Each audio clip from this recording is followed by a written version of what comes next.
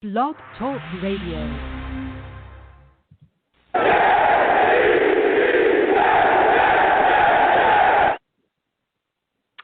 What's going on, folks? It's your boy Long Beach Joe. Let me tell you. Today we got a lot to talk about. We got a Jets team that's going in. We're going to be matching up with the Kansas City Chiefs, a team that is offensively high-powered. And I'm talking they are serious business. They do not play any games. There's no jokes. If you do not come out prepared against that football team, they will put up 40 on you before you can blink an eye. So there's just a lot to talk about this football team. We got to see what's going on. We have quite a bit of injuries as well. So listen, I'm the man of the people. I'm here for the people. So let me shamelessly promote my Facebook page. Everyone go on Facebook, search The Long Beach Joe Show. Like that page. My content's up there. Go ahead and give it a listen. Message me. I'll message you right back. I love going back and forth with folks about this football team. Also, leave me some feedback. So I love hearing about what you folks think I do here on The Long Beach Joe Show. So without further ado, folks, let's go ahead and get into the show. I'm fired up. So listen, we're matched up against the Chiefs this week. Got a lot going on. We got guys that are already out. Blake Cashman, he's going to be out. He's dealing with an injury.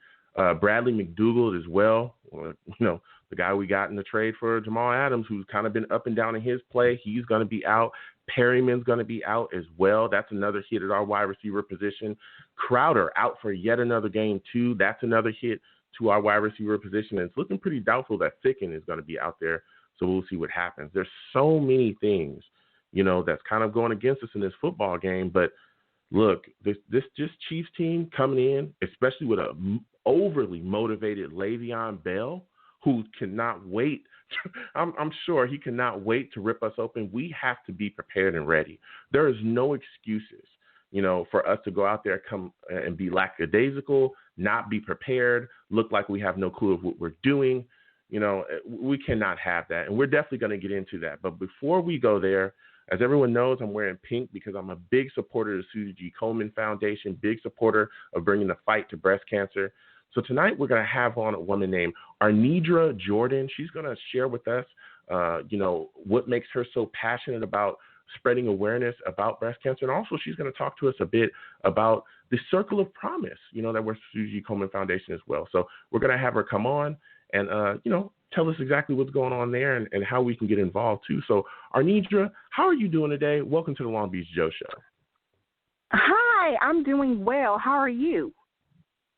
I'm all right. Good, my first question for you is, can you tell us what makes you so passionate about spreading breast cancer awareness? Well, 10 years ago, I can't believe it's been 10 years. It was only supposed to be a 6-month project, but 10 years ago, I was volunteering for Susan G. Komen, and they received some money from Anthem Blue Cross. And they asked me to come on as a consultant to continue the work I was doing as a volunteer. And I was volunteering because my daughter was older and I didn't have anything to do. She was in middle school, high school, and, they have their own lives.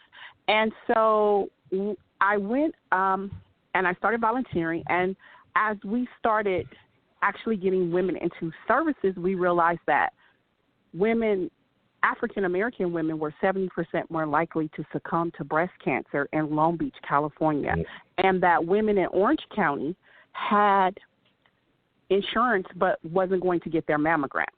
So we decided to change the trajectory of the outcome of African-American women getting mammograms, the way they get treatment, and also changing the way they think about themselves and putting themselves first. And that's what my passion mostly is to make sure African-American women know that it's okay to put yourself first, because if you don't put yourself first, then you won't have anything to give to anyone else.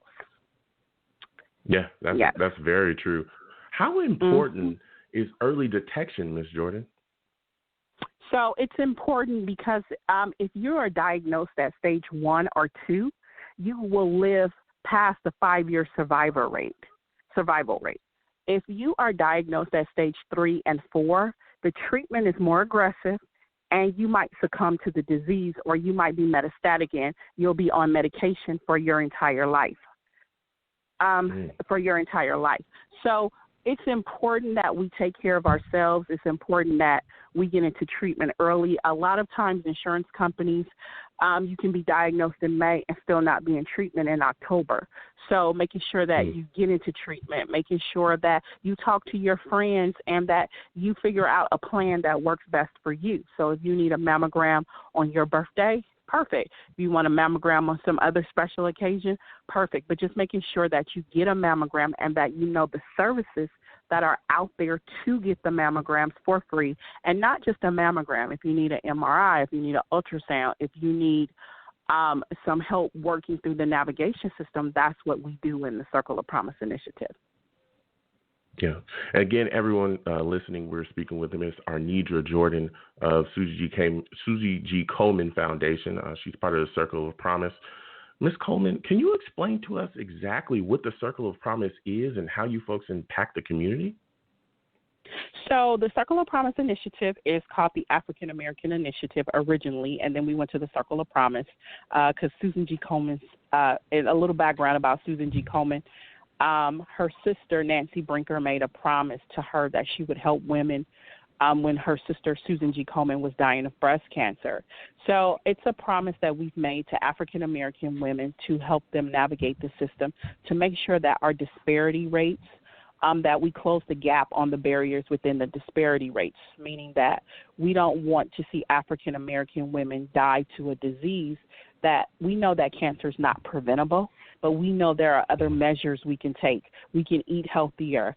I was just looking at a webinar this morning on our metastatic, and it talked about sugar and how sugar attacks cancer. So if you know that you have breast cancer, not to eat sugar. And I was like, oh, as much as I love a slice of cake. So, and, you know, and they're not saying don't eat cake in moderation. You know, you can eat it in moderation. They're saying don't eat the whole cake. And it was a really, really good webinar this morning on our metastatic. We're having a whole month of metastatic, and you can watch webinars.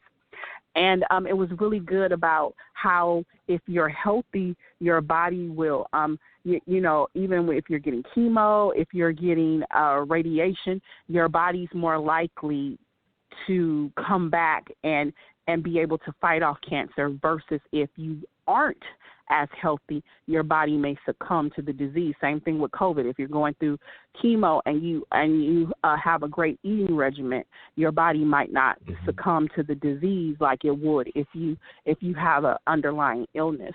So just making sure that African American women know that, knowing that we're last at everything. We're last at obesity. We're last comes to heart disease. We're just last. So making sure that African American women know that we need to put ourselves first so that we can come off all the barriers won't affect us. When you look at our birth rates, our death rates, so everything, and just making sure that African American women also know that there's a place for them to come and see someone who looks like them. Clinical trial, see someone who I can refer them to that looks like them that went through a clinical trial. So that's what it's for. And the services are open to anyone. I mean, if you call me, it doesn't matter if you're black, yellow, green, or white. We are going to help you. We're just making sure that because we're so low on the spectrum that we put more emphasis on African American women. Yeah. Yes. And again, I want to thank you for everything that you're doing, Ms. Jordan. The Circle of Promise, you folks are phenomenal over there. Now, my last question for you is, how can our listeners get involved with the Susie G. Komen and the Circle of Promise? How can they donate, whether it be their time or their money? How can they do that? So there's a couple of ways. They can go to our website, www.komenlacounty.org, and donate. We also, tomorrow they can watch, it's called Taps for the Cure. It's our treatment assistance program. We're taking donations. It's going to be on Channel 7 at 6 o'clock p.m. because we have a Lift for the Cure ride where we help you get to and from your doctor's appointments. And you can also get your rent and et cetera paid. So that number, and it's only for breast cancer survivors only. If you know someone who needs assistance, that number is 1-877-GO-KOMEN. If someone needs help navigating through the system or they need a free mammogram, they can contact me. My email is ajordan@KomenLACounty.org, and I'll give my cell phone number, which is 310-686-8255. 722-6594. And it doesn't matter where you live. We will help you find care. That's our job. My main job is to help LA County cut the disparity rates, but we will help you find care.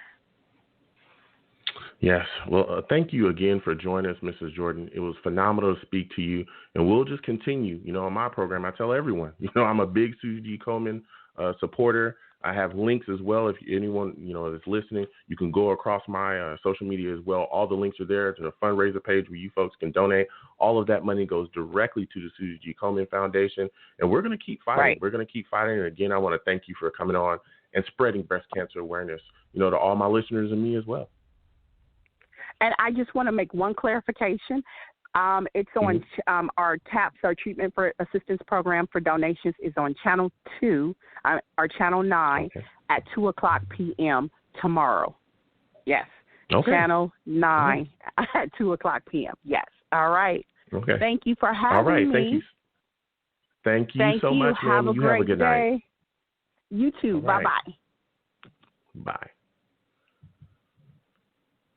Phenomenal call with Miss Arnedra Jordan, again, of the Susie G. Komen Foundation. It's a great foundation to get involved in. Again, I'm a big supporter of the fight against breast cancer, bringing helping along the research as well, and bringing the fight to breast cancer, something that's touched me and my family personally as well. So I love to, spread breast cancer awareness and let people know, hey, this is a serious business and everyone needs to get involved. Again, if you're listening to me, no matter where you're listening to me from, if you go to all my social media contacts everywhere, even in the description of my videos, it's a link down there. Please go down there and donate if you can. If you can't, please spread it across your social media platforms so we can continue to, push it out there and let people know, hey, this is serious business. Get involved any way that you can. So, again, I want to thank Ms. Jordan for coming on from the Susie G. Komen Foundation Circle of Promise. It was phenomenal to speak with her. And now, oh boy, we're back. We're back to talking about the New York Jets, huh? Listen, I'll be coming to the callers in just a second. This is a game where we're going to match up with the Chiefs and their serious business. All right. This is a game where we're having Daryl Loggins calling the offensive plays yet again this week. Adam Gase came out earlier and talked about it. We're missing a couple guys, too, as well, due to injuries, as I spoke about. Blake Cashman, Bradley McDougall, Perryman, Crowder, Sicken looks like he's not going to play. So things are shaking about, and we're going up against a football team that is ready to go. They come out, they're prepared, they're deadly offensively. Their defense can also rush the passer and move things around as well. And not only that, we're facing a Le'Veon Bell that we released, that we casted out, and he's coming in with a belly full of fire.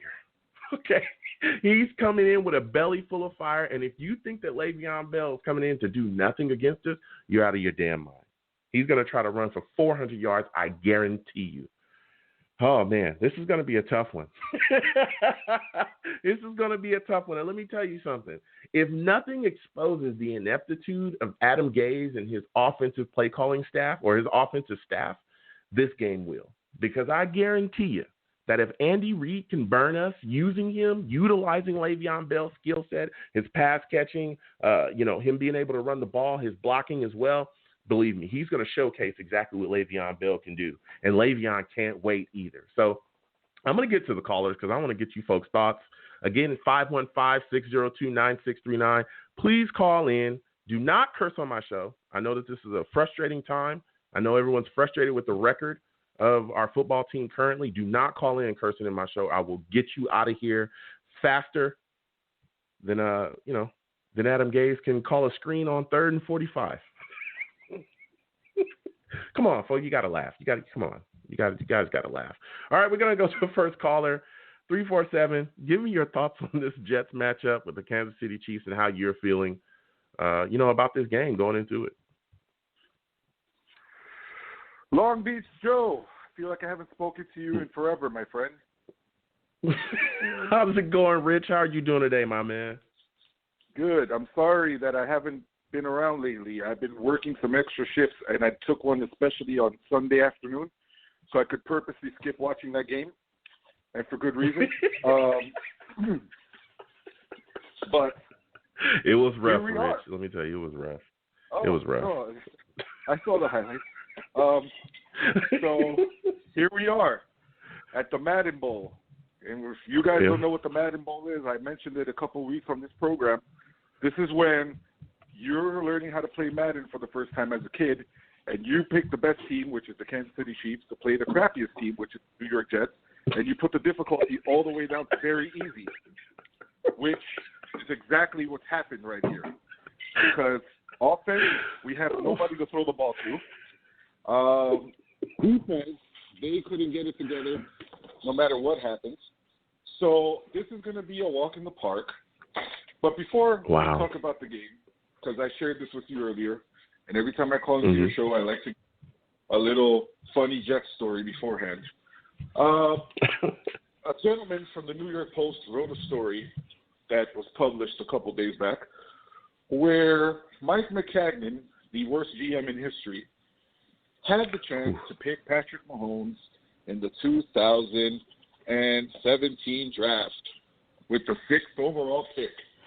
And he passed on Patrick Mahomes, yes, the same one that we're going to play this Sunday, folks, because he thought that Christian Hackenberg was going to be the future franchise quarterback of the New York Jets. Oh, man. So, let me tell I you just something. have one question for you. Yeah. Can you guess how many games Christian Hackenberg ever played for the Jets? Ever played in the NFL? Oh, as a starter, 0. He played nothing as a starter here with us. So we all have something in common with Christian Hackenberg as Jets fans. None of us have ever played as a starter in the NFL. And Patrick Mahomes went on to win the MVP. Should have went to the Super Bowl that year, but it's okay because he got it right last year. And now this week he gets a bye on top of whatever bye his team gets in another week in this season. Because this is a bye week for the Kansas City Chiefs. And I'm pretty sure that they're going to just not risk Mahomes having to throw deep or anything like that, and they're just going to let the running game do the talking, and with good reason. Listen, and Rich, I hear you. First off, again, I want to thank you for calling in. You know I love talking to you about this football team. Listen, Mike McCagnon was horrific. I mean, you want to talk about bad? That was really bad. At the time, taking Christian Hackenberg in the second round was one of the biggest stakes I think I've ever seen. I didn't like that pick whatsoever. There were guys in that round that I thought were, better fit for us in our situation, particularly our offensive linemen. We passed on a lot of guys. Cody Whitehair was in that. I remember screaming about him before that draft. He went on to make, Pro Bowls as well. We passed on him to draft Christian Hackenberg. It was completely ridiculous. He also passed on Alvin Kamara as well. You're supposed to trade up and get him. Everybody is listening. You can actually go look this up. He decided to stay pat in that draft, and the deal was almost done. We would have had Alvin Kamara. He decided to stay where he was, or he traded down and got some more picks, and then he wanted to get Chad Hansen or Darius Stewart, 2 guys who never did anything for us. And the rest of the staff was screaming for us to get Alvin Kamara. He was horrific. Like he was just terrible at every, part of his job. It was completely ridiculous. But just coming back into this game, Rich, because a lot of things that you talked about, man, us having no one to throw the ball to, because we know that Perryman's not playing, Crowder's not playing, but there is a guy that I think that we could get the ball to that we're all excited about, and that's Denzel Mims. Here's a kid that we saw show us some passion in the first game, show us that he had something, some real talent, but then the second half of that game was completely unutilized, right? So I'm looking at you, Rich, and I'm saying, hey, isn't this the game where you're banged up at wide receiver, you got this young kid in there? Isn't this the game where we should see him get a ton of catches and a ton of work coming his way? It should be. And another weapon that I don't know why they don't use him more, because he's like the only one that's caught touchdown passes for this team, that kid Berrios. Why don't we use him more? Yeah.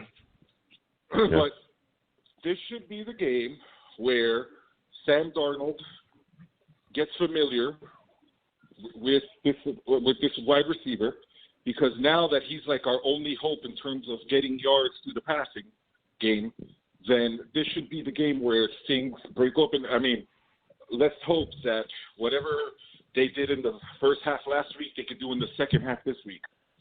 if we're only going to play quarters of football in terms of offense. So let's do it when the quarters matter, right? Yeah. Don't get me started on and that brings. Go ahead.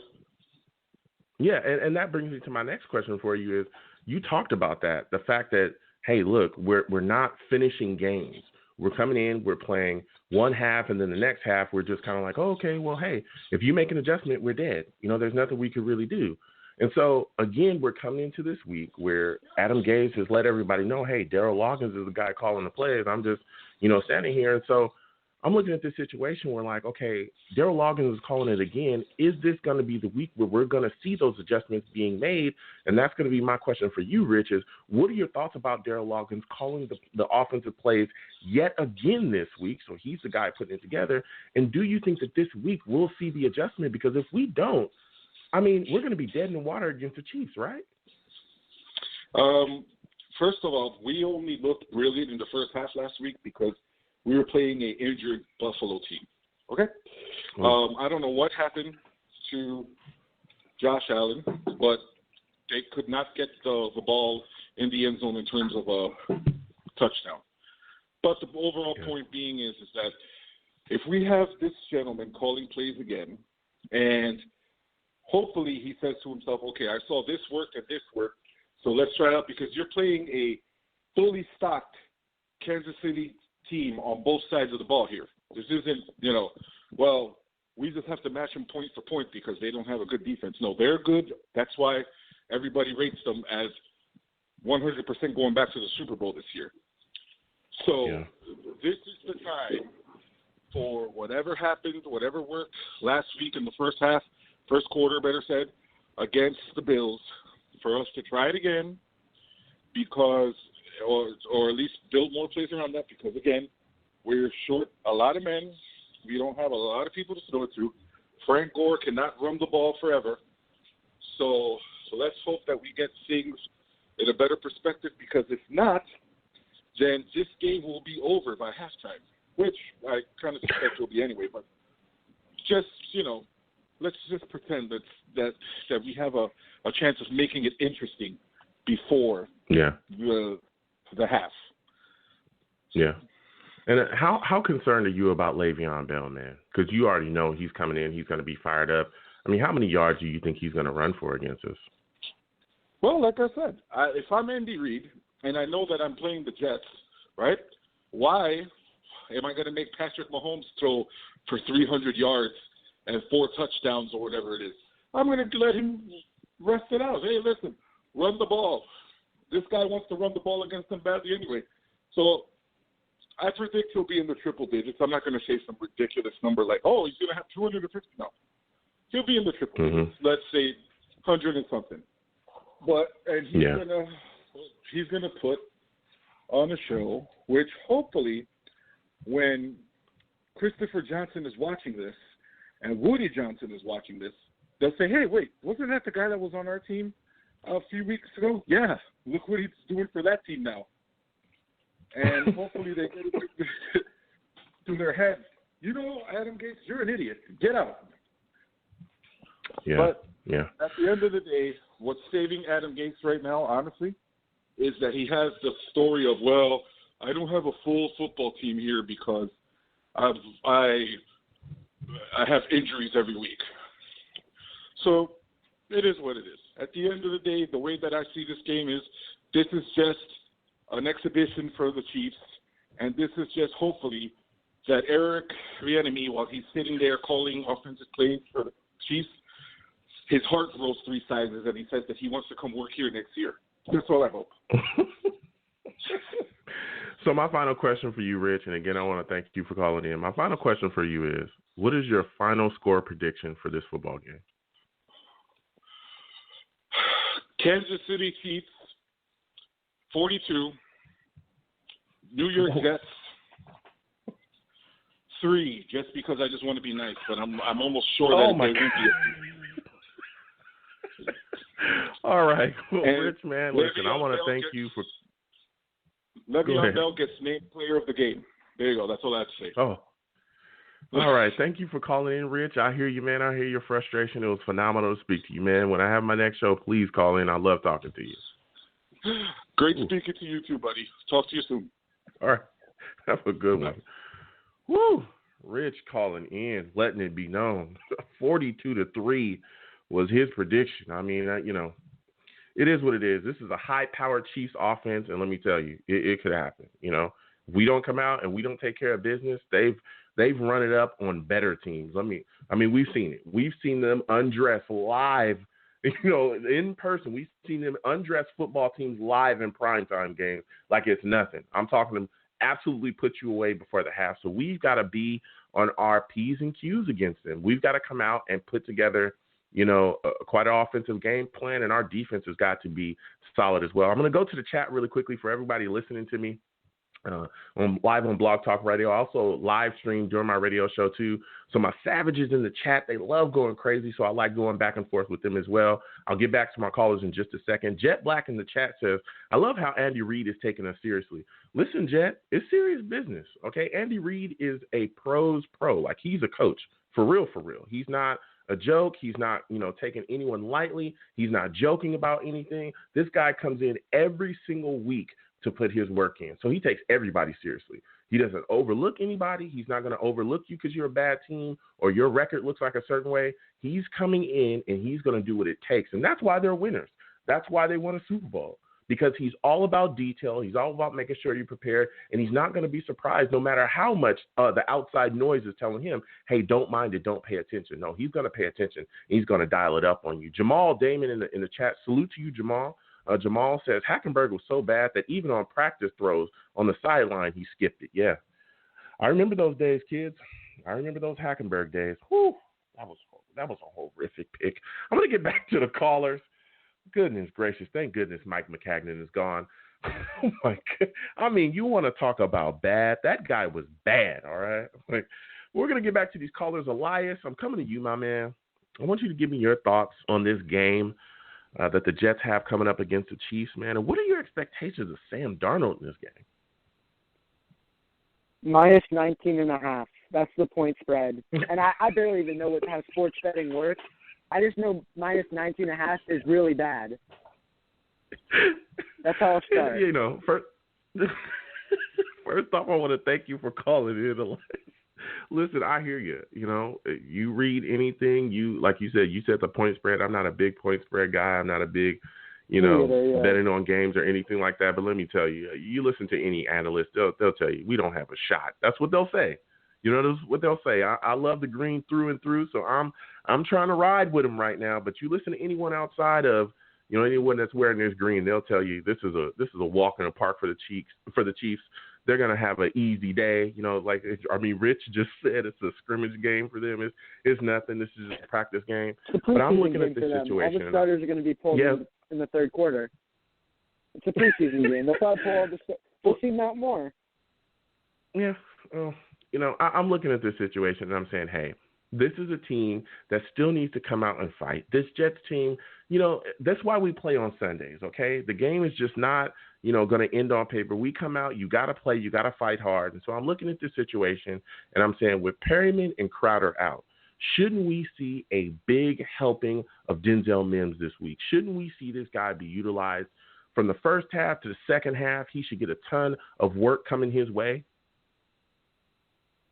I honestly think he will. Like, as stupid as, as big of an idiot that Adam Gase is, I talked about how, like you asked me, I think last time, is like, you think he's going to use P. Ryan? I was like, no, he's got Frank Gore. But who else is there besides Mims? Freaking Jeff Smith? Mims should get some good targets. I think, he played decent in the first half, especially being covered by Tre'Davious White, who's an elite corner, top 3 corner, arguably. So, I think Mims should be pretty decent. Now, what really worries me about this game is that everyone's worried about the offense. I'm actually worried about the Chiefs' defense, and I'm glad to be worried because I'm starting them in fantasy. So hopefully they tee off on us. But here's what I'm worried about. So the Chiefs' defense, they run a lot of cover zero. Remember last time we went up into a team that ran a bunch of cover zero blitz? Remember what happened then? Yeah. Sam got blasted. That was the IC Ghost game, yeah. Yeah, that was a nightmare, man. So yeah, we should see that is backfield. Go ahead. We're going to see a ton of probably empty backfield with, Gase isn't calling the plays, but he'll probably tell Dowell to do it or something. It's going to be a disaster. Yeah. Well, when you look at that situation, and it's great that you brought that up, the fact that the Chiefs defense, because that's what I wanted to talk to you about as well, they've got some guys that can rush the passer, Clark and Jones and stuff like that. These guys can get after it. So to me, doesn't that also lend itself to you having to utilize P. Ryan in the running game? Shouldn't we see a healthy dose just to keep them honest? Because you talked about the zero blitz. These guys are just going to bring the house. You got to find some way to keep them honest so that if they're going to pull that stuff, you let them know, hey, we may maybe work a little play action off of that and then able to get some scores downfield because people get fooled. So shouldn't we also see P. Ryan heavily utilizing this game too? Yeah, but I have a feeling it's going to be like the Cincinnati game all over again, and you're going to be just running P. Ryan straight at Chris Jones, and it's going to be a nightmare. Man. Hopefully they run some outside runs away from the good defenders, which just blows my mind that they're just running these guys straight at them. Like, man, I can't wait for the freaking Rams game, man. We're going to be running Gore straight at Aaron Donald. Man. But, hey, man, we got to say here, Dowell Loggins, man. Dowell Loggins is the future. Okay? He's going from challenge flag coordinator to head coach. He's basically the head coach now. And I think, so is Gase demoted to challenge flag coordinator now? Man, it looks like that's what it is. He's just kind of, he's just kind of, moving his head around over there and kind of standing over there once the plays are called. But, I mean, with Loggins calling the plays this week, I just need him to make adjustments in that second half. I absolutely do. But to go to the defensive side of the ball with you, man, I'm looking at the weapons that the Chiefs have, and I'm saying there's some guys you definitely got to figure out how to take away. And for me, it's like I don't want to see Travis Kelce have a gigantic game in this game whatsoever. And so I want to get your thoughts on this. How would you take away Kelce? Are you a guy that's looking to say, hey, we should bracket him, we should double him, we should do something to keep this guy from having a big game? How would you do that? I'd say put Marcus May on him, but he got toasted by Jordan Reed, and Travis Kelce is obviously the better player, so I'm worried about that. Yeah. Maybe he can bounce back. Maybe Ashton Davis, McDougal, thank God, isn't playing, sucks he's hurt or whatever, I don't want to wish injury on guys, but I finally we're going to get to see Ashton Davis play. Maybe put him on him. What I'm worried about, man, is, dude, we're going to have Tyreek Hill versus Pierre Desir. Oh, no. Man. This is going to be terrible. What a matchup. That's the matchup that I'm worried about as well. You look at Tyreek Hill, that dude's a monster, and you got him matched up on Pierre Desir. He's going to roast him. He's going to completely roast him. And I'm scared about what's going to happen there. But, I mean, you got to play who's out there. You got to take your shots. But another thing that I'm worried about, too, and I want to get your thoughts on this, is Mahomes using his feet to get outside the pocket and make plays. We've seen him do that, utilize his ability to run and his athletic ability time and time again. How concerned are you about that? Oh, I'm not concerned one bit because you won't need to do it because there's no pass rush. I'll just be standing back there for 20 seconds, just chilling, and then he sees a guy in the end zone, and he's like, you right there, man. You could probably call out their name and be like, no, Tyreek. And Pierre Desir will probably be 50 yards away, and he'll just lob it up there.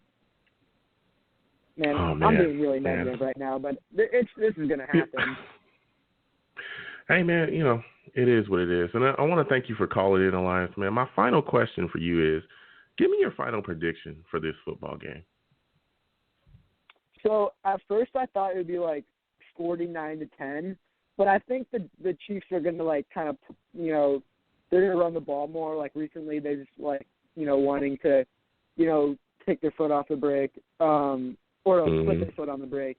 And I think Bell is going to, hopefully he's like, yo, Andy, can I have this game? And he's just going to go off on us. I'd love to see that because, guys, don't forget, we had an offensive genius who somehow couldn't figure out how to use this guy. But he's washed. Oh, man. You can't use him. But, I think Adam Gase knows best. We hired a guy who got fired after 3 years being with us in the league. So that clearly shows you offensive genius. So I think our offensive genius is going to show Lev Bell up, be like, hey, man, even Andy Reid can't use you. Yeah, that's not happening. He's going to go off on us. So final score prediction, I would say maybe like 42 to 10, like maybe some garbage time points. Oh, man. Well, listen, I want to thank you for calling. In the second half. That's all I ask. More than 4 yards in the second half. Listen, I want to thank you for calling in, Elias, man. It was great to speak to you. I understand, 42 to 10, that's your prediction for the Chiefs, but it's tough, man. This team is not looking so good, and I understand everyone's frustration. But I want to thank you for calling in, man. You have a good night. You too, man. Elias calling in with the Fires Rail. Elias says 42 to 10. Wow. I mean, people are bringing the heat, man. People are bringing the heat right now. People are down on this football team. It kind of is what it is, especially when you look at the situation, how this team is set up, the talent that we have here, and we're going against a juggernaut in the Chiefs right now. So I'm going to keep going to these lines. 612, I'm coming directly to you. I want to get your thoughts on this Chiefs game that we have coming up, the Jets, man. What are you expecting from the offense, and what are your thoughts about Daryl Loggins calling the offensive plays yet again this week? Yeah, thanks for taking my call. I just wanted to say I think what we're witnessing is that the Jets are playing, three-dimensional chess here in the sense of when most people on the outside would look at the organization and say, why in the world are you allowing the most incompetent coach maybe in NFL history to run your team and have a horrible play caller and a totally dysfunctional roster and just an abysmal mess. But then you realize they're doing it on purpose. You know what I mean? That's what's so genius about it, because the Jets realize that this year's number one pick is going to be extremely valuable, whether it's drafting Trevor Lawrence or another quarterback or getting a king's ransom for that pick. Either way, it's going to put them in a great position this offseason. And so they realize by keeping Adam Gase as the head coach, they're guaranteed to get the number one pick. There's no way they're not going to get it. So it's a genius play by them, to be honest. I think it's fantastic. But as far as this game coming up, I think they're going to lose 56-3. I think it's going to be a struggle to keep them under. I'm just keeping it real. It's the Chiefs. I mean, what are we talking about here? I mean, come on. Oh my God! Go ahead. Go ahead. I'm sorry. I was really kind of skeptical on them getting to 3, but I was like, okay, they're probably going to get a couple garbage plays at the end of the game, and they might get a chip one. But on the defense side of the ball, it's going to be a nightmare. I think the Chiefs might hit 35 before halftime. And the only reason I stopped at 56 is because I thought the Chiefs would take out their starters by the fourth quarter. Otherwise, if they kept them in the whole game, they're going to break 60, might even get to 72. But wow. And that's not. Well, I'm sorry. Before you keep going, first off, I want to thank you for calling in. You're spitting the fire right now, and I want to go back to what you were talking about earlier about Adam Gase and keeping him here and getting that pick. I hear people, kind of throwing around a lot of theories and things like that. But the thing is about that too is by keeping Adam Gase here, you're also costing yourself as well, because you're pretty much wasting a lot of potential of the offensive players, right? We're talking about that every single week, aren't we? We talk about Sam Darnold. Wow. Here's a guy, he was literally brought in here to save or to elevate him, to elevate his play, right? That was the whole deal. He's an offensive guru. He's going to figure, out how to utilize Sam effectively.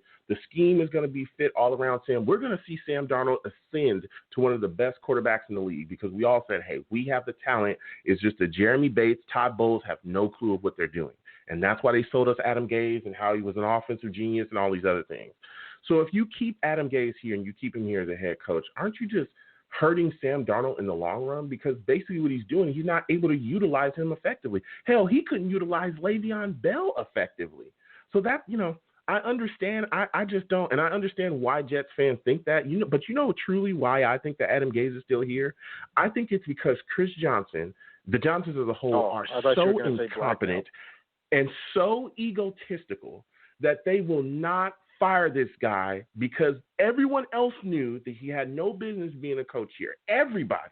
I'm talking everybody outside of the mainstream media and the stiffs that literally were caping for him, that now they've all turned on him as well. But everybody in the fan base was screaming, do not hire that guy. And when they did, everyone was screaming, we cannot believe you hired that guy. And they just don't want to admit we made a gigantic mistake, and we have put this, the future of this franchise in serious danger with this move. I mean, that's my thoughts on that. What do you think about it? Yeah, I mean, I don't underestimate these guys in the sense of their intelligence and where they're coming from. I think they understood about a year into Gase, last year they figured that this was a total mess. It's not going to work. And I think the big picture, I mean, look at the roster. The roster is devoid of good young talent. You have a lot of guys in their mid to late 20s that clearly don't have that much potential. So they realize they're going to have to engage in a massive overhaul and rebuild starting this offseason. And to really get that going, they needed to get good draft picks. And in my opinion, I think they've already known Darnold's done. They've given up on him, right? He might be able to work somewhere else, but just here it's just not going to happen. So I think they've already made the commitment to go after Trevor Lawrence or whatever, good young QB they find potentially in the draft. And they're going to go a different route. They're going to start over. But on a bigger note, I mean, think of it like this. If they were to fire Gase now, okay, let's just say they did, because it's obvious they need to. They know it. I mean, these guys are not idiots, okay? They didn't get that job without having some kind of common sense to them, and they absolutely know and they can tell this guy's a disaster. If they were to fire him, and let's say they elevate, the defensive coordinator to be the head coach, what are the chances the Jets get the number one pick? I mean, I still think we'd probably, end up with the worst record of the season, even if they fire him, because I just don't think that we have enough. You don't need to get a bump? I just don't. Just that the whole coaching change and maybe they squeak out 2-3 No, wins? because here's why I don't think they'll get a bump. And I'm gonna after this, we're definitely going to get into the game because I definitely want to talk to you about this Chiefs matchup. But, I mean, say you were to fire Adam Gase, who would be the offensive coordinator? Loggins?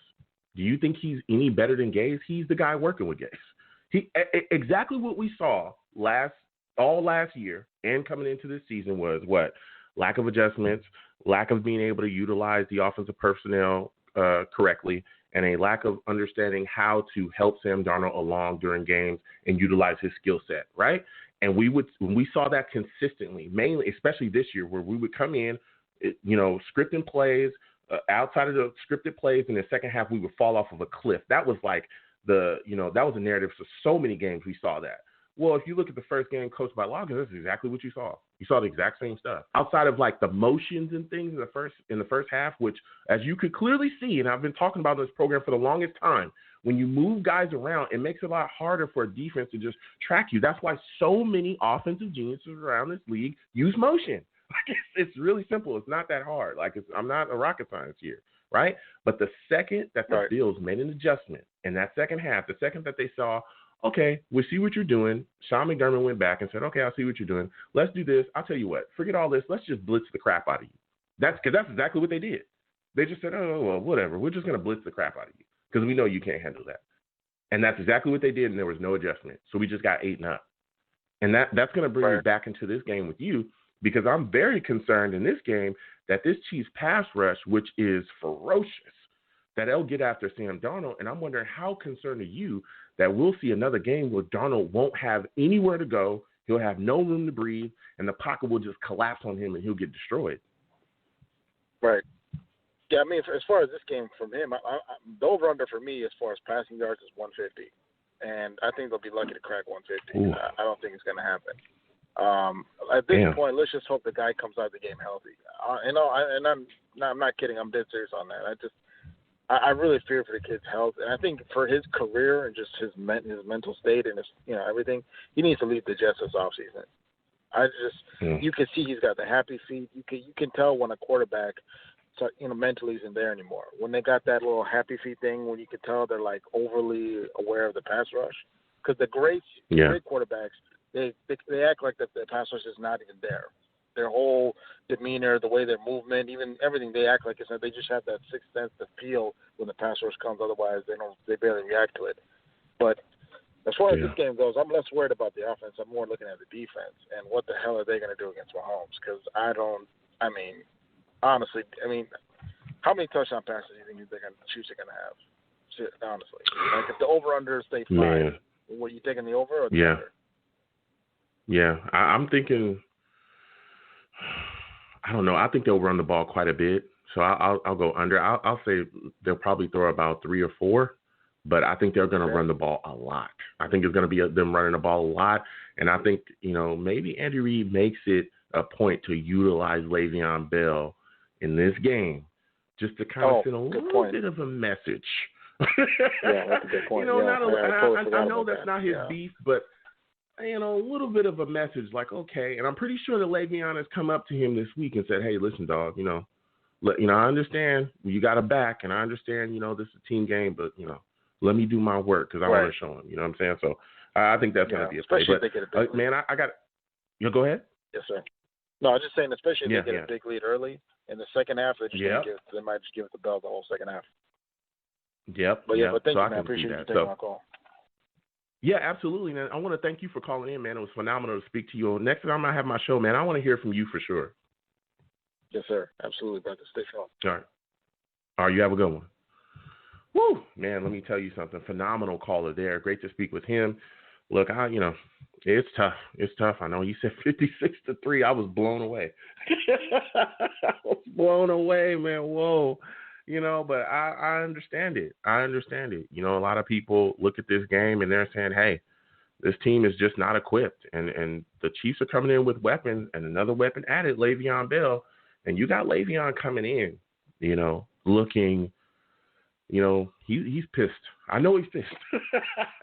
I know he's upset, and I know the vengeance. I mean, you could almost feel it, man. I know that he's gonna be ready. Yeah, I'm talking about fully prepared to try to take our heads off. So, man, oh man, this Jets team better be prepared. So I'm going to get back to the callers in just a second. I'm going to go to the chat really quickly. My savages in the chat are going crazy. Aspiring filmmaker Holly, yo, salute to you. Aspiring filmmaker says, what up, Joe? Always enjoy your program. Thank you. Yo, salute to you, Holly, man. I want to thank everyone that's listening, everyone that watches me from, no matter what the platform is. You folks are the absolute best, and I want to thank y'all.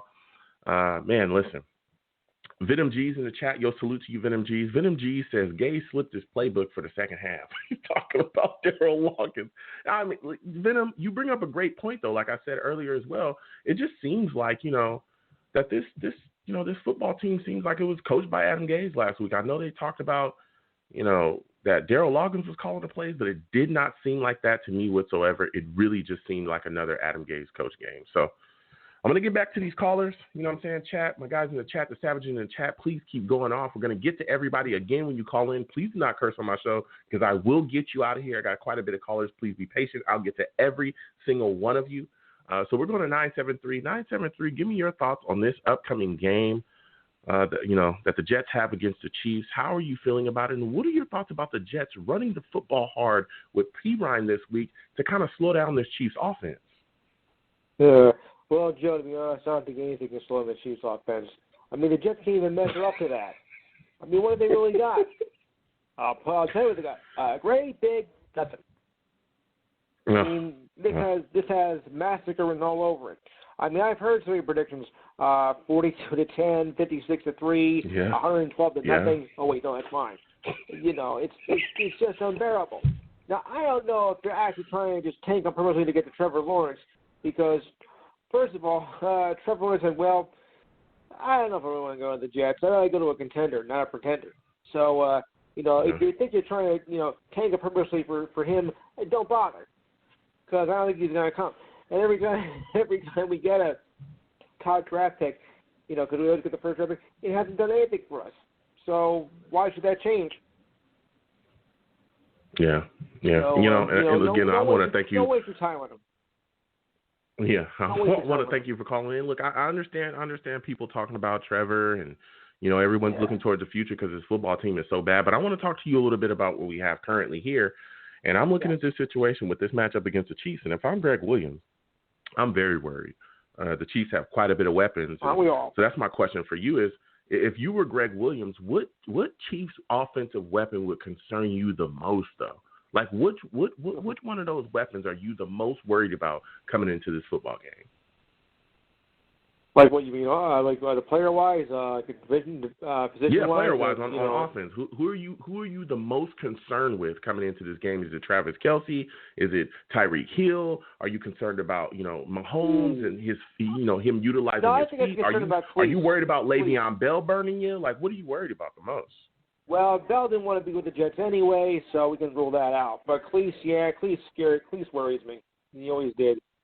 You know, and Mahomes, of course, is just like a machine that's not running on any steam at all.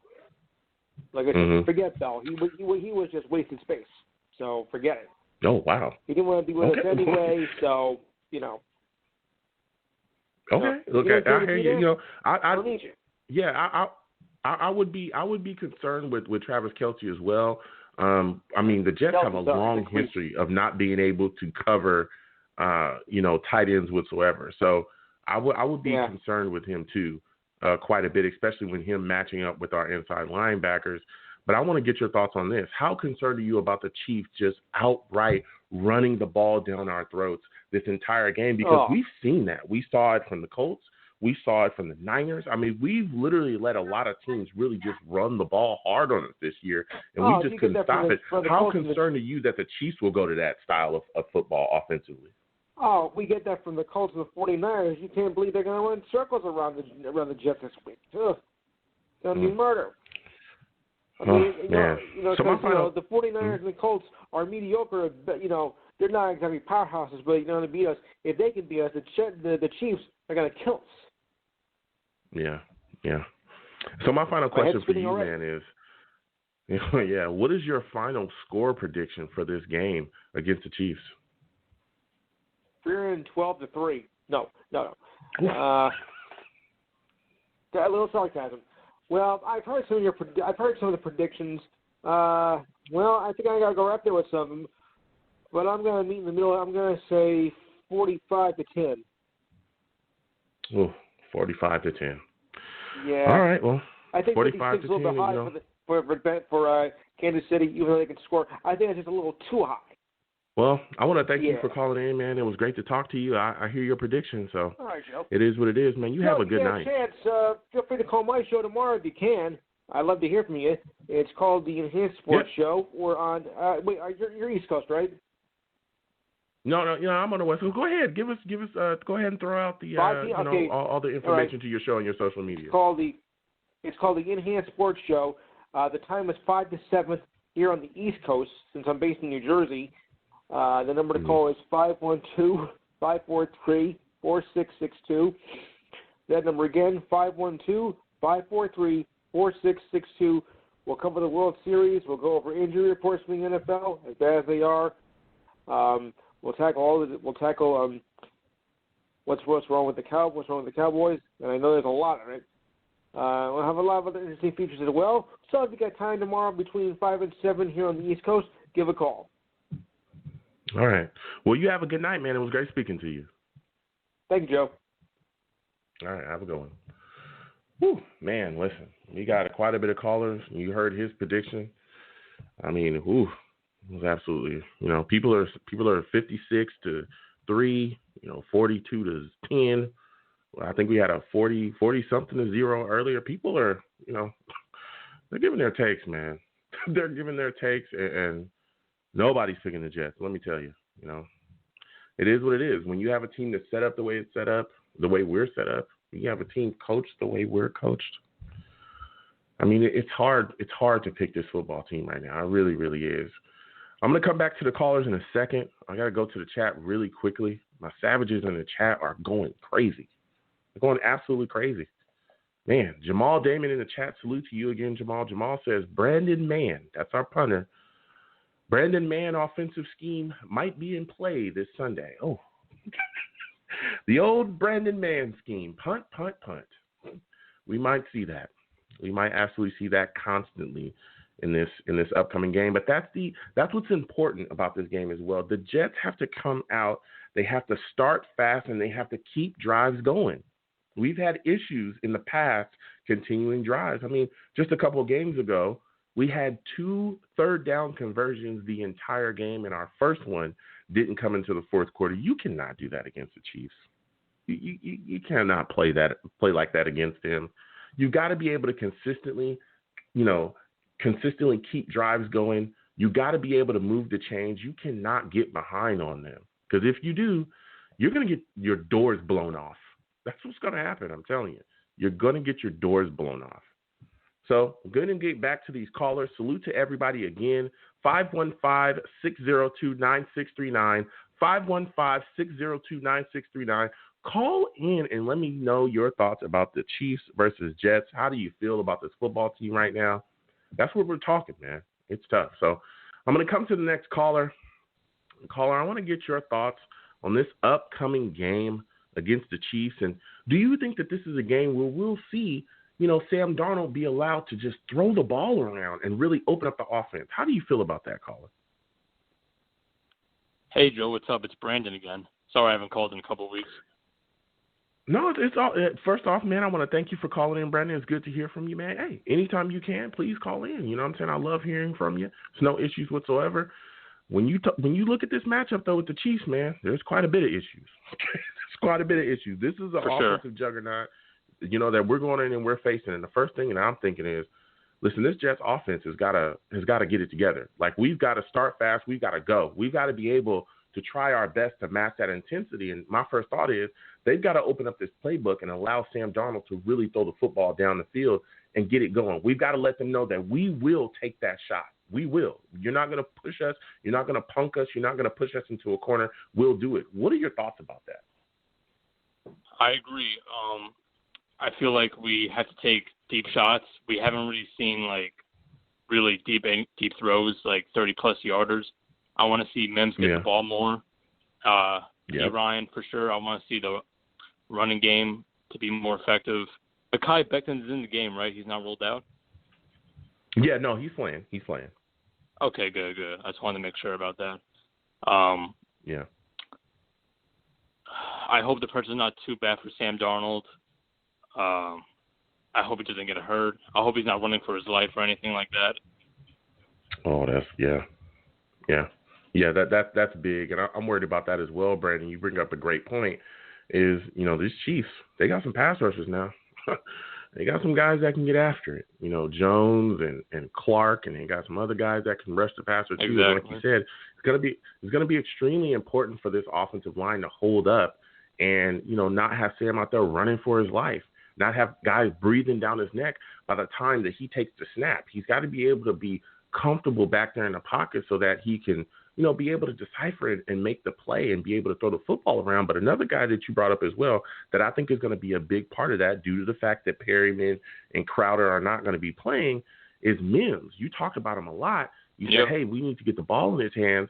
How many yards do you think he'll have in this football game, and do you think he'll have a touchdown? I'm not too sure if he will get a touchdown, but I think he'll get at least 40 to 50 yards receiving.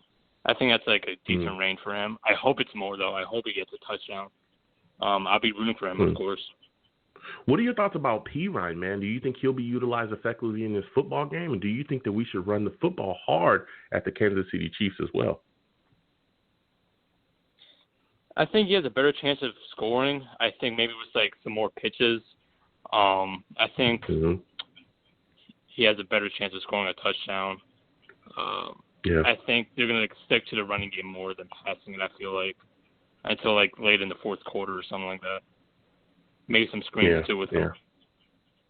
Yeah. And now going to the defensive side of the ball, looks like McDougal's going to be out as well, so we're going to be missing a starting safety. Maybe Austin Davis is probably going to fill in there. What are your thoughts about him in that role, and are you concerned about the Chiefs targeting him? I can't really say because we haven't really seen much of Ashton Davis this whole year. Am I right? I'm more curious to see how he's going to do. He's go ahead. He has potential, but again, we don't have much film on him, so I'm curious. It sucks that McDougal's out, but I'm looking forward to it in a way. They could target him more. Yeah. How concerned are you with Tyreek Hill? Because that matchup with him, probably on Pierre this year. Whoo! Yeah. Doesn't that scare you? I mean, whoa. You're talking about a quick touchdown. I mean, that could end up being quite a couple quick touchdowns. I mean, what are your thoughts on that matchup? That has a big chance of being ugly, for sure. That's Tyreek's speed alone. Whew. I don't even want to think about it. Hopefully we're proven wrong, but it just says ugly all over it. We'll see, though. Yeah. How fired up do you think Le'Veon Bell is going to be, man? What are your thoughts about facing him? What are your thoughts about, him coming out and just being absolutely ready to tear our heads off? Yeah, they're gonna utilize him effectively, especially in this game. Yeah. I feel like Mahomes is gonna get like a lot of passes to him as well, and it'd be so ironic. He's gonna get a touchdown against us too. I feel like he's gonna get like his first touchdown as a Chief in this game. Yeah. Yeah, it's going to be a tough one, Brandon. Listen, again, I want to thank you for calling in, man. My final question for you is, what is your final score prediction for this Jets game against the Chiefs? I'm going to say along the lines of 34-6. Ooh, 34-6 Chiefs. All right. Well, Brandon, man, again, I want to thank you for calling in. Go ahead. Hopefully I'm wrong, though. We'll see. I want to say one more thing, though, before you go to the next caller. Whenever the day comes when Adam Gase gets fired, whenever you upload that video, whenever he gets fired, I better see you in a party hat. I want to see confetti. It's going to be a celebration, man. I'm looking forward to that day when Adam Gase finally gets fired. Whether it's mid-season, the end of the season, I want to see a paper party hat on. Confetti, balloons, everything, man. I'm looking forward to it. The hell with all that. I might buy myself a cake. I might actually buy a cake. Please. we might all sit there, out. eat cake, I want ice you to cream. go all out. Oh man, it's gonna be a good one. Oh, it's gonna be a good one. Make it a special one. To go, but believe me. Yeah, we will celebrate. But I want to thank you for calling in, Brandon. I got to get back to the rest of these callers, man. It was phenomenal to speak to you. Next time I have a show, I need to hear from you, man. You're a hell of a caller. Of course. Until next time. Thank you. All right. Have a good one. Oh, man. Brandon calling in with the fire. Okay. Calling in with the fire. Listen, whenever Gaze is gone, which should be soon, we're definitely going to have a celebration. Okay. That guy needs to get the hell out of here as fast as possible. Fastest must go. Must go. I'm going to get back to the callers in just a second. I got to talk to my savages in the chat, man. My savages in the chat are going crazy, all right? So I'll get back to the callers in just a second. Christopher Cancel, salute to you, Christopher. Christopher Cancel says, hey, Joe, you want to take that W? Take the Amtrak to KC. Lock Adam Gase in the locker room and take over the team. Perhaps you will get the W. Listen, I think I can be a better coach than Adam Gase. You know what I'm saying? Don't y'all think that? I mean, hey, I'd make adjustments. I'd make an adjustment in the second half. You know what I'm saying? I absolutely would. You wouldn't have to worry about me. You wouldn't have to worry about me. I would definitely make the adjustment, and I would definitely utilize Sam Darnold way more effectively. Jamal in the chat, salute to you again, Jamal. Jamal says, in all seriousness, the Jets should be able to at least put up some points against the Chiefs secondary minus the Honey Badger. Listen, that's a big thing for me as well, and it's great that you brought up that point, Jamal. I look at this situation and I'm saying, look, even if the Jets don't get a W in this football game, you got to come out and look competitive. Don't come out and just lay down and let the Chiefs just blow you out the building. You can't have that, man. You can't have that. You can't come out, look uncompetitive, look lifeless, look like you don't belong in the league. That's completely ridiculous. This team has got to put up some fight, and that's what I want to see. Even if the Jets don't win, I want to see you come out, look like you have a fighting bone in your body, and do whatever you can to put some fight into the game, man. You know what I'm saying? Don't get killed. Don't come out, look lifeless, look unprepared, and look ridiculous. That's just completely ridiculous. So I'm getting back to the callers. Again, 515-602-9639. Please call in. Love talking to all you folks. Do not call into my show cursing. I will get you out of here as soon as possible. As soon as possible, okay? I mean, fast. Faster than other teams can make adjustments to our garbage-ass offense. Fast. Fast. It happens so fast. So I want to get back to these callers. And now I got my guy, you know what I'm saying? A guy that I love speaking to every single week. Steve is on the line. You know what I'm saying? He's calling in. And I want to get your thoughts on this, Steve. You look at this team we got going, you know what I'm saying? We're coming up against the Chiefs. And guess what? Le'Veon Bell, you can already tell he's ready to go. How concerned are you that Le'Veon is really just going to lay into the Jets in this football game? Well, I'll tell you something right now, Joe, and for all of you Jets fans that are listening to this, unfortunately, this is going to be the bad news on Sunday. We're going to die, okay? We're going to die on Sunday, okay? We're going to die, unfortunately. I mean, it's just, listen, the way how I look at this game, listen, you got one of the greatest quarterbacks right now in the game in Patrick Mahomes.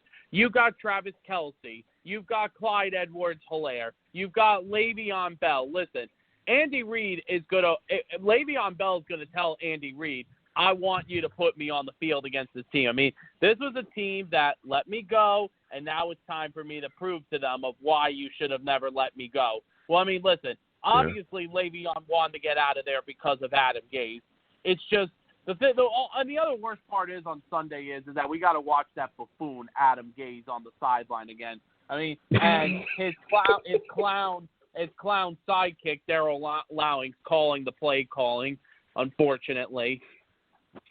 Yeah, first off, Steve, I want to thank you for calling in. Man, you're spitting fire already. You know, like you said, I could see, you know, Le'Veon telling Andy Reid, listen, I understand, you know, this is a team game and everything, but, you know, give me a workload, coach. Let me show them, you know, let me show the rest of the league, let me show the Jets, you know, what I'm really about and how, you know, I can really still turn up in this in this league. You know what I mean? So, you know, I'm worried. I'm worried about Le'Veon Bell, but another guy that I'm worried about is Travis Kelce. How concerned are you about him, Steve, going into this football game? Because the Jets have a long history of not being able to cover tight ends properly. Well, unfortunately, there's some bad news I got to tell you about that, Joe. Unfortunately, I have both Mahomes and Kelce on my fantasy team starting this week. So, so you good. I mean, so listen, you good. That's basically what you're telling us. You good, huh? So everything's fine. No, you know what I'm saying? As long as they go off, you know, I'm good. I'm trying to win my matchup this week. Listen, here is the thing. Travis Kelce, to me, is a very young version of a Rob Gronkowski of that team. I mean, he is a young version of Rob Gronkowski. And the thing is about him is he's big, he's physical, and unfortunately the problem is with our linebacking crew, we still can't cover, unfortunately, the tight end, unfortunately. It's just, unfortunately, it's probably going to be a tough game, and this could be a big game for Kelce to have this year. The other concern is about going into this game is, I mean, listen, we're going into one of the toughest stadiums to play in the National Football League, in Arrowhead Stadium. Yep. I mean, listen, Arrowhead Stadium, listen, they're not going to have a full capacity. I mean, they are going to have some fans, but not a full capacity. I mean, listen, if we are going to be playing in front of a full Arrowhead Stadium, it would be a nightmare. We wouldn't even survive after this game. The biggest thing, though, that I just also want to see the Jets do in this game is I want to see the offensive rookies, you know, get more reps in this game. Like we saw in the first half last week with Michael Pirine and Denzel Mims. Listen, I'm a big Denzel Mims guy. I listen, back on draft night, I loved that pick by Joe Douglas. Listen, I know everyone else said that Mekhi Becton was every Jet fan favorite pick, but listen, Denzel Mims was my favorite pick in our draft this past year. I would like to see Darnold throw the ball to Mims. Like I want to see Mims get the experience against a pretty good, decent defense against Kansas City. I mean, listen, Kansas City is not the best defensive football, but they have talent on that team. I mean, you mentioned earlier about that. Listen, besides the Honey Badger on that team and Tyrann Mathieu, their secondary is that's the weakest part of their defense. I would like to see Sam throw the ball. I mean, listen, no Crowder, no Brashard Perriman. I mean, I feel bad that Crowder's not playing, but listen, Brashard Perriman, I could give two craps. I mean, listen, I don't like to say he deserves to be injured, but Perriman sucks, okay? Perriman come sucks. on. I'm sorry. I hear you, Steve. Listen, Steve. I hear you. I hear your frustration, but you know, he's dealing with what he's dealing with right now. But like you said, Perryman, Crowder, they're both going to be out, so we're definitely going to look to see what Mims is going to give us. But there's also a guy that I'm wondering. Okay, when are we going to see Herndon? like at some point, do you think that this is a game, especially with all the injuries that we have at wide receiver, where we're looking to see what Mims has and all these other things, isn't this a game where we could finally see Herndon kind of come alive at some point? Do you think that this is a game where we'll finally see him do something this season? The thing that Herndon needs to do is he's got to get open and catch the ball. That's the first thing he needs to do. But but the thing is, like this is a game that not only for Chris Herndon, but Ryan Griffin's got to get in this game too. I mean, when are we using these tight ends? When are we using these tight ends? I mean, is this going back to the Chan Gailey days for crying out loud? It's just the thing is, Joe, it's just, listen, out of all the years I've been a Jets fan, and listen, you've been a fan longer than I have. I mean, listen, I wasn't a fan back in 1995 or 1996 when Rich Cotty, or whatever what his last name was, when he coached that 1-15 team. Listen, I understand. Yeah, it's just, listen, this is the worst Jets season I have ever seen in my whole entire life as a Jets fan. I thought at first that maybe 2016 was the worst or 2014 was the worst, but 2020 is the worst season I've ever seen. Yeah. It's pretty bad, Steve. I mean, this season is definitely, it's exposed a lot of issues that this team, not only this team, but this franchise has had. A lot of things, it's coming to the forefront, and we're paying the consequences for a lot of bad decisions that we've made in the past. But you're just sticking with this game, talking about paying the consequences. We've seen this team also be heavily penalized throughout this year, too, in certain games. Do you think that this is a game where you could see the Jets come out and kind of clean up a lot of those issues, to keep from giving the Chiefs extended drives and things like that, roughing the passers and stuff? Do you think that this is a game where the Jets can come out and play a really clean game and not get penalized? I mean, listen, they did that last week against Buffalo. And the thing I will give them credit from last week when they did play against Buffalo, they actually did play a very good competitive game against the Bills. I will give them credit on that. It's just, unfortunately, I mean, the thing was last week, we didn't let Buffalo get into the end zone, but unfortunately, we ended up giving up 6 field goals, and our offense really couldn't do anything until when we got to the second half. But the thing is, though, like, if the Jets could do that, like what they didn't do last week against Buffalo, is not commit a lot of penalties. I mean, listen, Buffalo committed a lot of penalties against us last week. Like, I remember last week, they were making the mistakes last week that they did again, that we've been doing all season. But the thing is, though, going back to it, we can't. The thing is, like, you can't commit penalties, especially against this. You've got, like before, you've got Patrick Mahomes, who's literally the quarterback of the AFC right now. Like, listen, this guy is legit the quarterback of the AFC. And I mean, you got Andy Reid, who is considered one of the greatest coaches. But the thing that I know what Jet fans are saying this week, that this could be a preview of Eric Bieniemy being the next head coach for the Jets. Listen, we just got to see what happens. Listen, the Johnsons are clueless. I don't know what's going to happen if they're going to fire Adam Gase either maybe after this game, or listen, they're not going to fire him after the game. They're either going to fire him until the end of the season. But I'm going to say this right now: if this clown buffoon coach Adam Gase does not get fired at the end of the season, hell is going to break loose on Twitter and Jets Nation. Yeah, it is. And, Eric B., we'll see what happens going forward with him, because there are certain people that are pretty excited about him, but we'll see what happens going forward. We'll see if he ends up being our coach. Go ahead. Hey, Joe, by the way, before I tell you my final score prediction, remember how every Jets fan said that they wanted Mike McCarthy, and look at what happened to him in Dallas. Look at what happened to him in Dallas. Yeah, well, we'll see how that kind of shapes up as well. There's some issues on that football team, but just sticking with us here, we've got some issues here.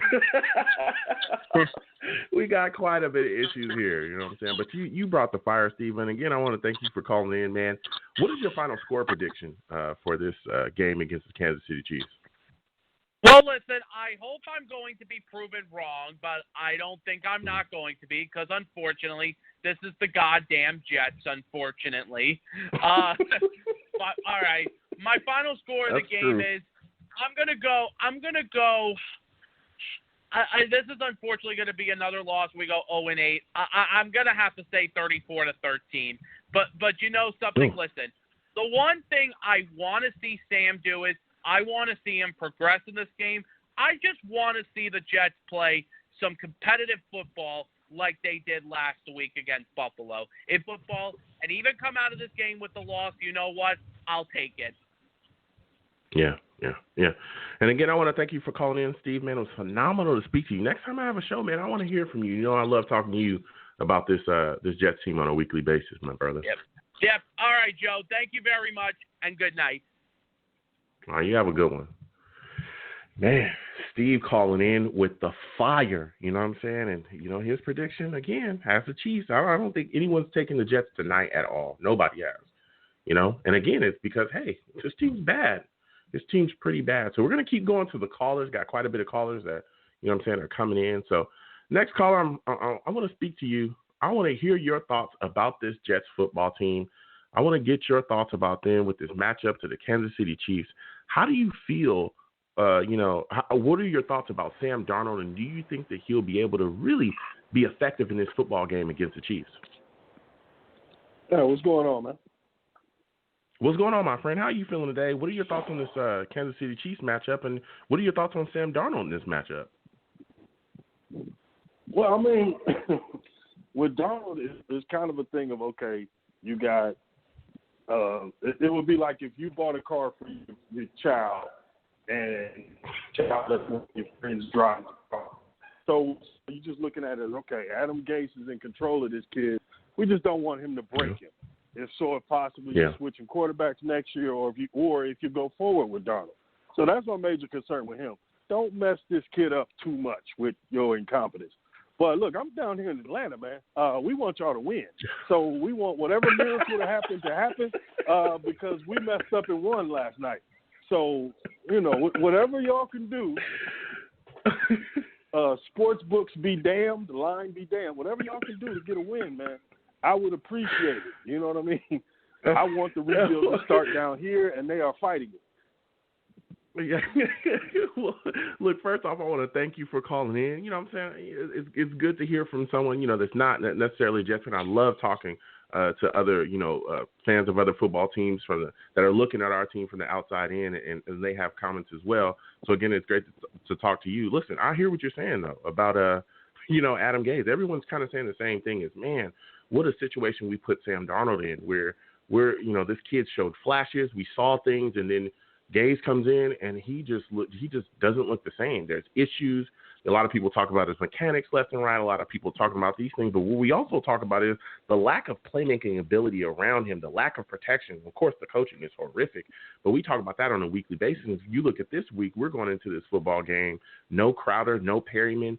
Denzel Mims is a young kid that we're looking forward to. They're not necessarily utilizing him correctly. They didn't utilize him effectively in the last week's game. What are your thoughts about him from the outside looking in? And do you think that this kid is talented enough to possibly become our number one or number two wide receiver?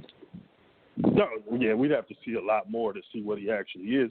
But just coming into the season, you remember how everybody crowed about the Jets draft, and this is one of the reasons why. Yeah. So it's going to be interesting to see him get some snaps now. Maybe with Crowder out, they won't just force targets to Crowder all night and let everybody else kind of touch the ball and see what they can do. But overall, the biggest problem with somebody like Adam Gase is this. It's what you don't know now. Because when you have somebody like Sam Darnold for a few years, the biggest thing you want to know is, okay, do we have our guy or should we draft someone? So when you're drafting as high as you guys are, the biggest problem you could have is the unknown. So now – is this Adam Gase incompetence, or is the kid actually good? And if you just put someone there who knows what they're doing, things will improve. So that's the biggest, stumbling block to me with the whole Gase thing. Now, organizationally, it looks like you guys are taking the route of the next hire is going to be a big hire, and we're going to let them determine a lot of personnel and everything else. And I think that's kind of why they let Gates kind of stay on.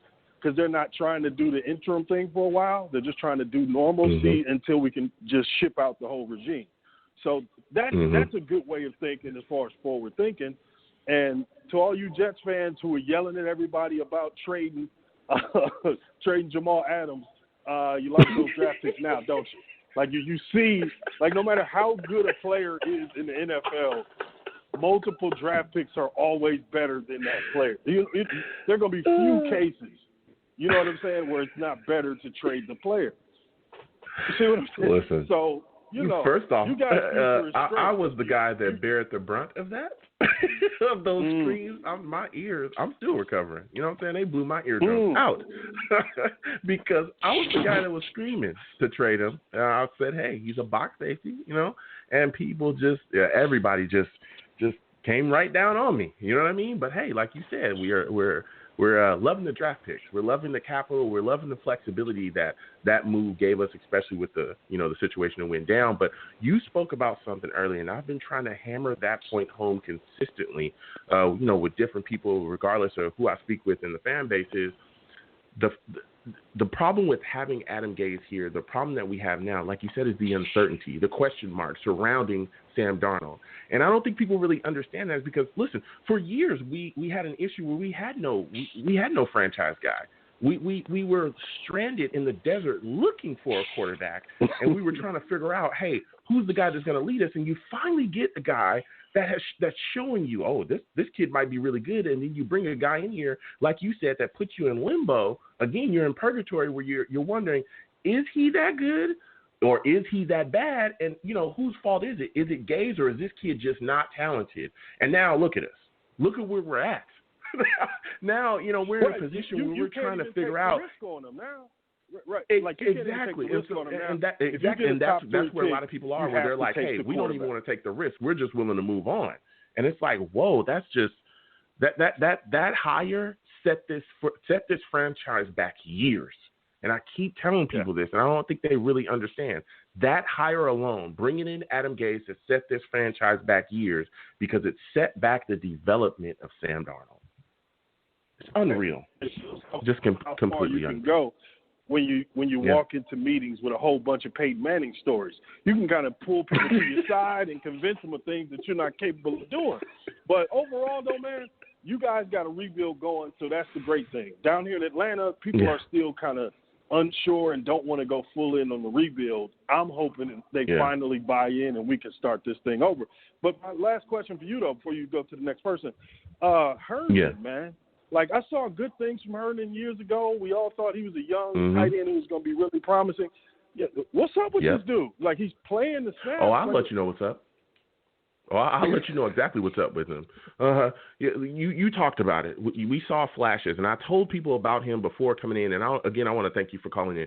I told people about this guy before coming into this season. Everybody was hyped. They were calling him. There were people that were literally messaging me saying, hey, he's going to be our Travis Kelce. He's going to be this. And I said, whoa, wait a minute. First off, there have been a whole hell of a lot of injuries with him outside of the suspension, where he's missed quite a bit of time. We've only seen flashes. He's got to be more consistent, dude. He is dropping footballs left and right. And I understand that he's not necessarily being utilized effectively as he should be within the scheme. Adam Gase and his deals with tight ends, you can go back to when he was dealing with Mike Gesicki, where people thought that Mike Gesicki wasn't that good. And the second that Adam Gase left, we saw a different Mike Gesicki. You know what I'm saying? So, again, with him, you got to wonder, hey, is it the scheme? Is it this? But even when the ball is being put in his hands, there's been throws where Sam Darnold has literally hit this guy in the hands, and he's just dropping it left and right. I mean, it's just insane. He cannot catch a football. So, who knows what's going to happen with him going forward, but the future's not looking promising, especially not with him, because this is the guy that cannot catch. He can't catch. So we'll see what happens. But before I let you go, let me get your final score prediction for this Jets-Chiefs game. How do you think it turns out? Well, just know this.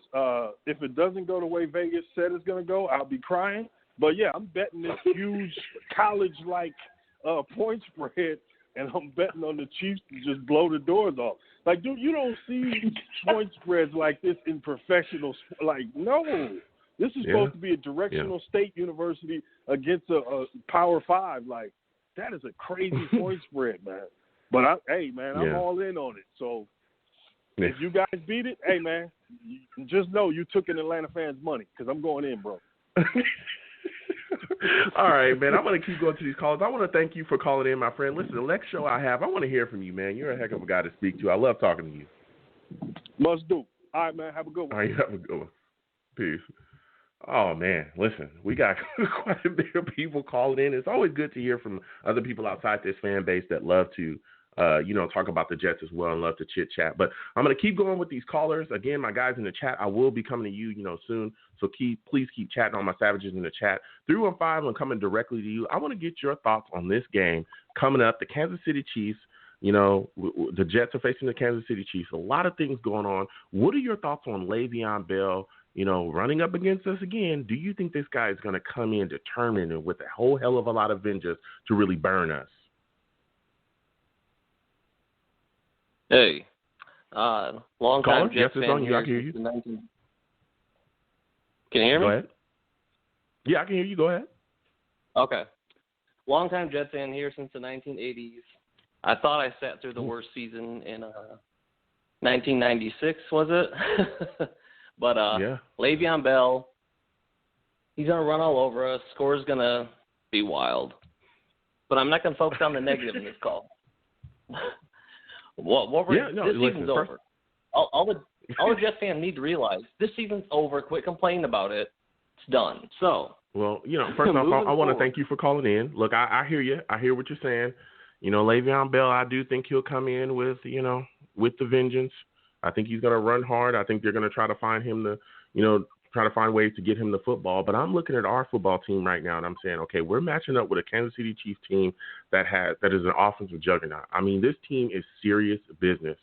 I mean, they're not joking. They got a great offensive mind, a true offensive genius in Andy Reid, and we have to try to match them. We do.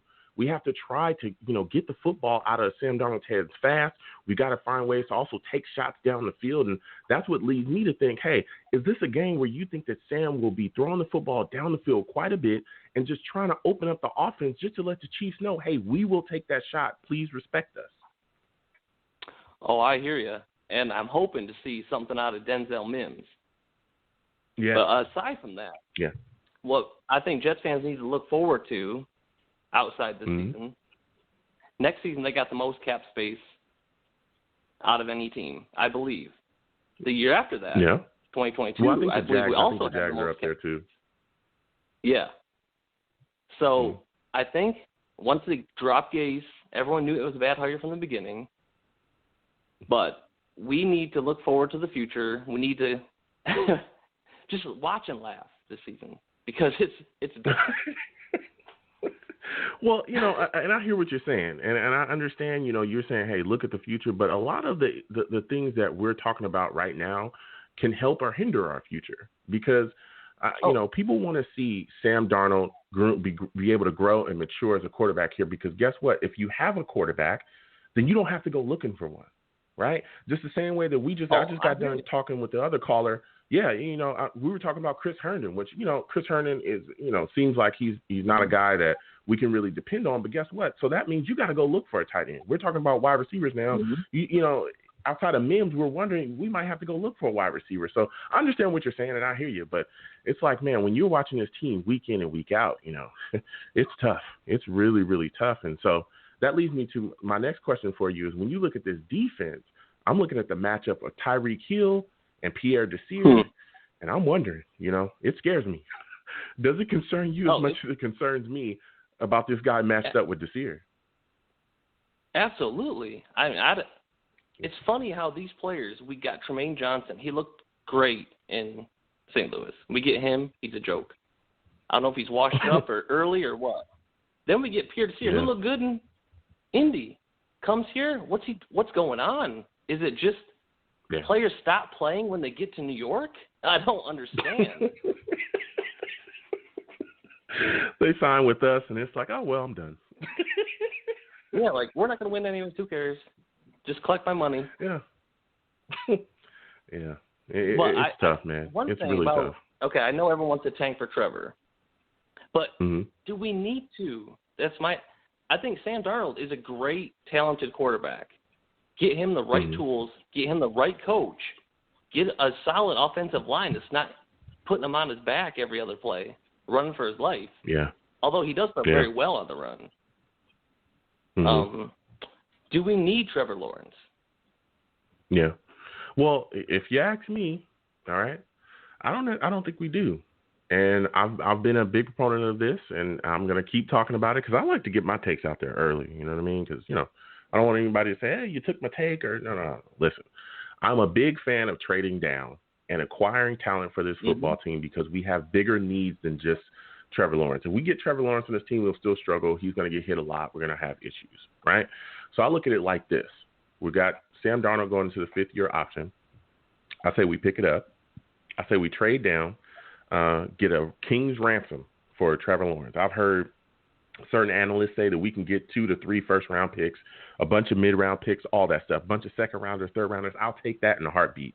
And I'll build this football team up around my franchise quarterback. I don't give a damn about the defense. We poured into the defense for years. You go back and look at our last 10 years of our first-round picks from our draft. I think like 2 of them are offensive players and the rest of them are defense.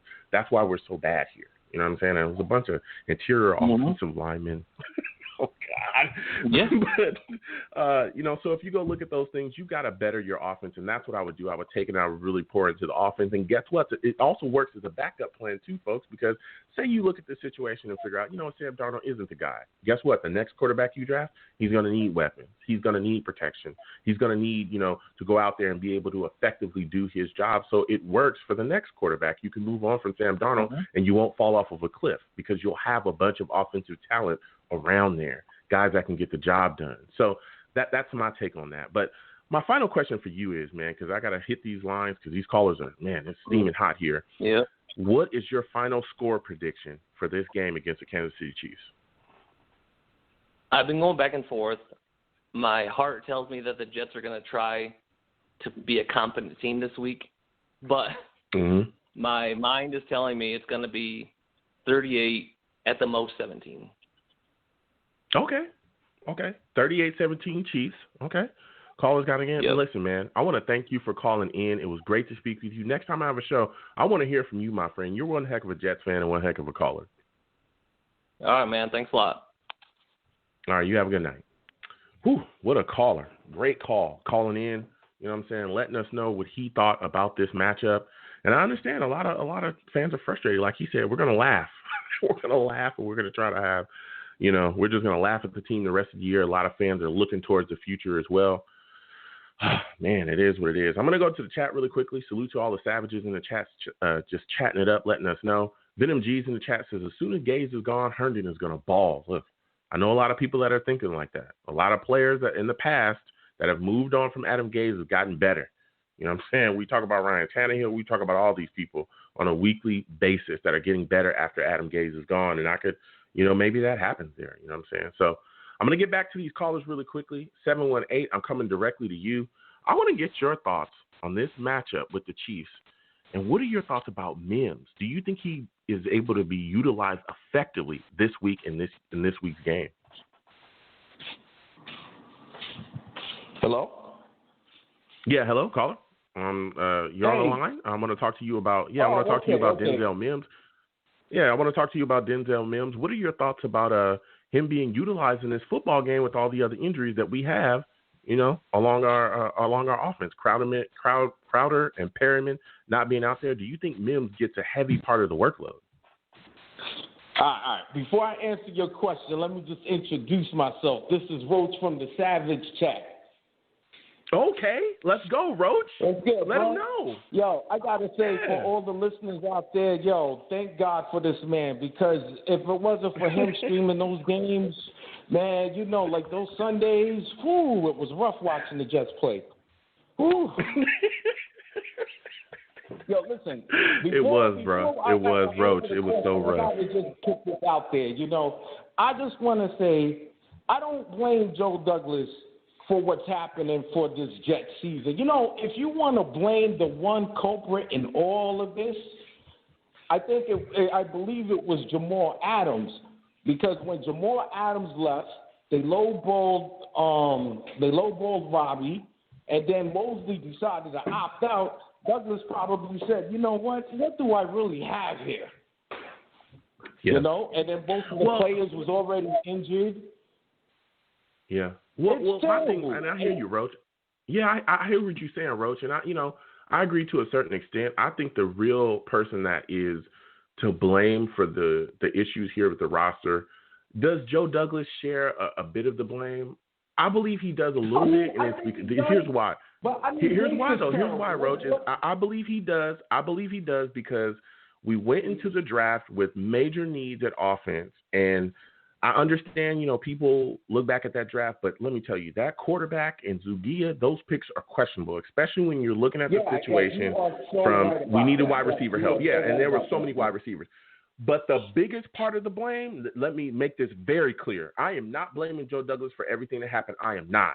Because the big part of the blame was on Mike McCagnon, and it is on the Johnsons. I'm talking squarely. Definitely. The way that they handled the general manager, that it was atrocious. To give Mike McCagnon, that final draft and that free agency before firing him like 2 weeks after or 3 weeks after, whatever, that was horrific. And let me tell you folks why, and Roach brought up an amazing point. It's because a lot of the issues that we're having right now with our money being tied up, the draft picks, the issues there, guys not working out, even some of the guys that have been rumored to, we're trying to move on from, those were guys that McCagnon brought in. And if we would have had Joe Douglas or a different general manager, we wouldn't be so tied up for the future. That was the issue. That's why we released Le'Veon Bell and all. Oh, there's just so many issues. Go ahead. He's giving you my Jaguar and said, all right, it's yours. And then you crashed it and then just returned it to me talking about, I'm like, what? Yo, let me tell you something. I mean, go ahead, man. Keep saying, let's tank for Trevor, right? I don't believe that because here's the thing why I'm a believer with Sam, right? How many quarterbacks do you know can actually go toe-to-toe with Aaron Rodgers, even though the game didn't matter? But that was a spectacular game, right? They went to overtime, and you saw the tenacity of Sam, right? And then they say Trevor Lawrence, he's like the next Andrew Luck. Well, I remember Sam Darnold playing the Colts and Andrew Luck, and who won that game? See, that's what I'm saying. I don't think Sam is the problem. I think what we need is always the edge rusher. I think Williams, he's definitely, on point. I think some of the pieces Joe picked was actually good picks. I mean, overall. Hell, for 2 weeks, the punter was probably our best player. I think you hit jackpot on that if you ask me. Listen, I was about to buy a man jersey,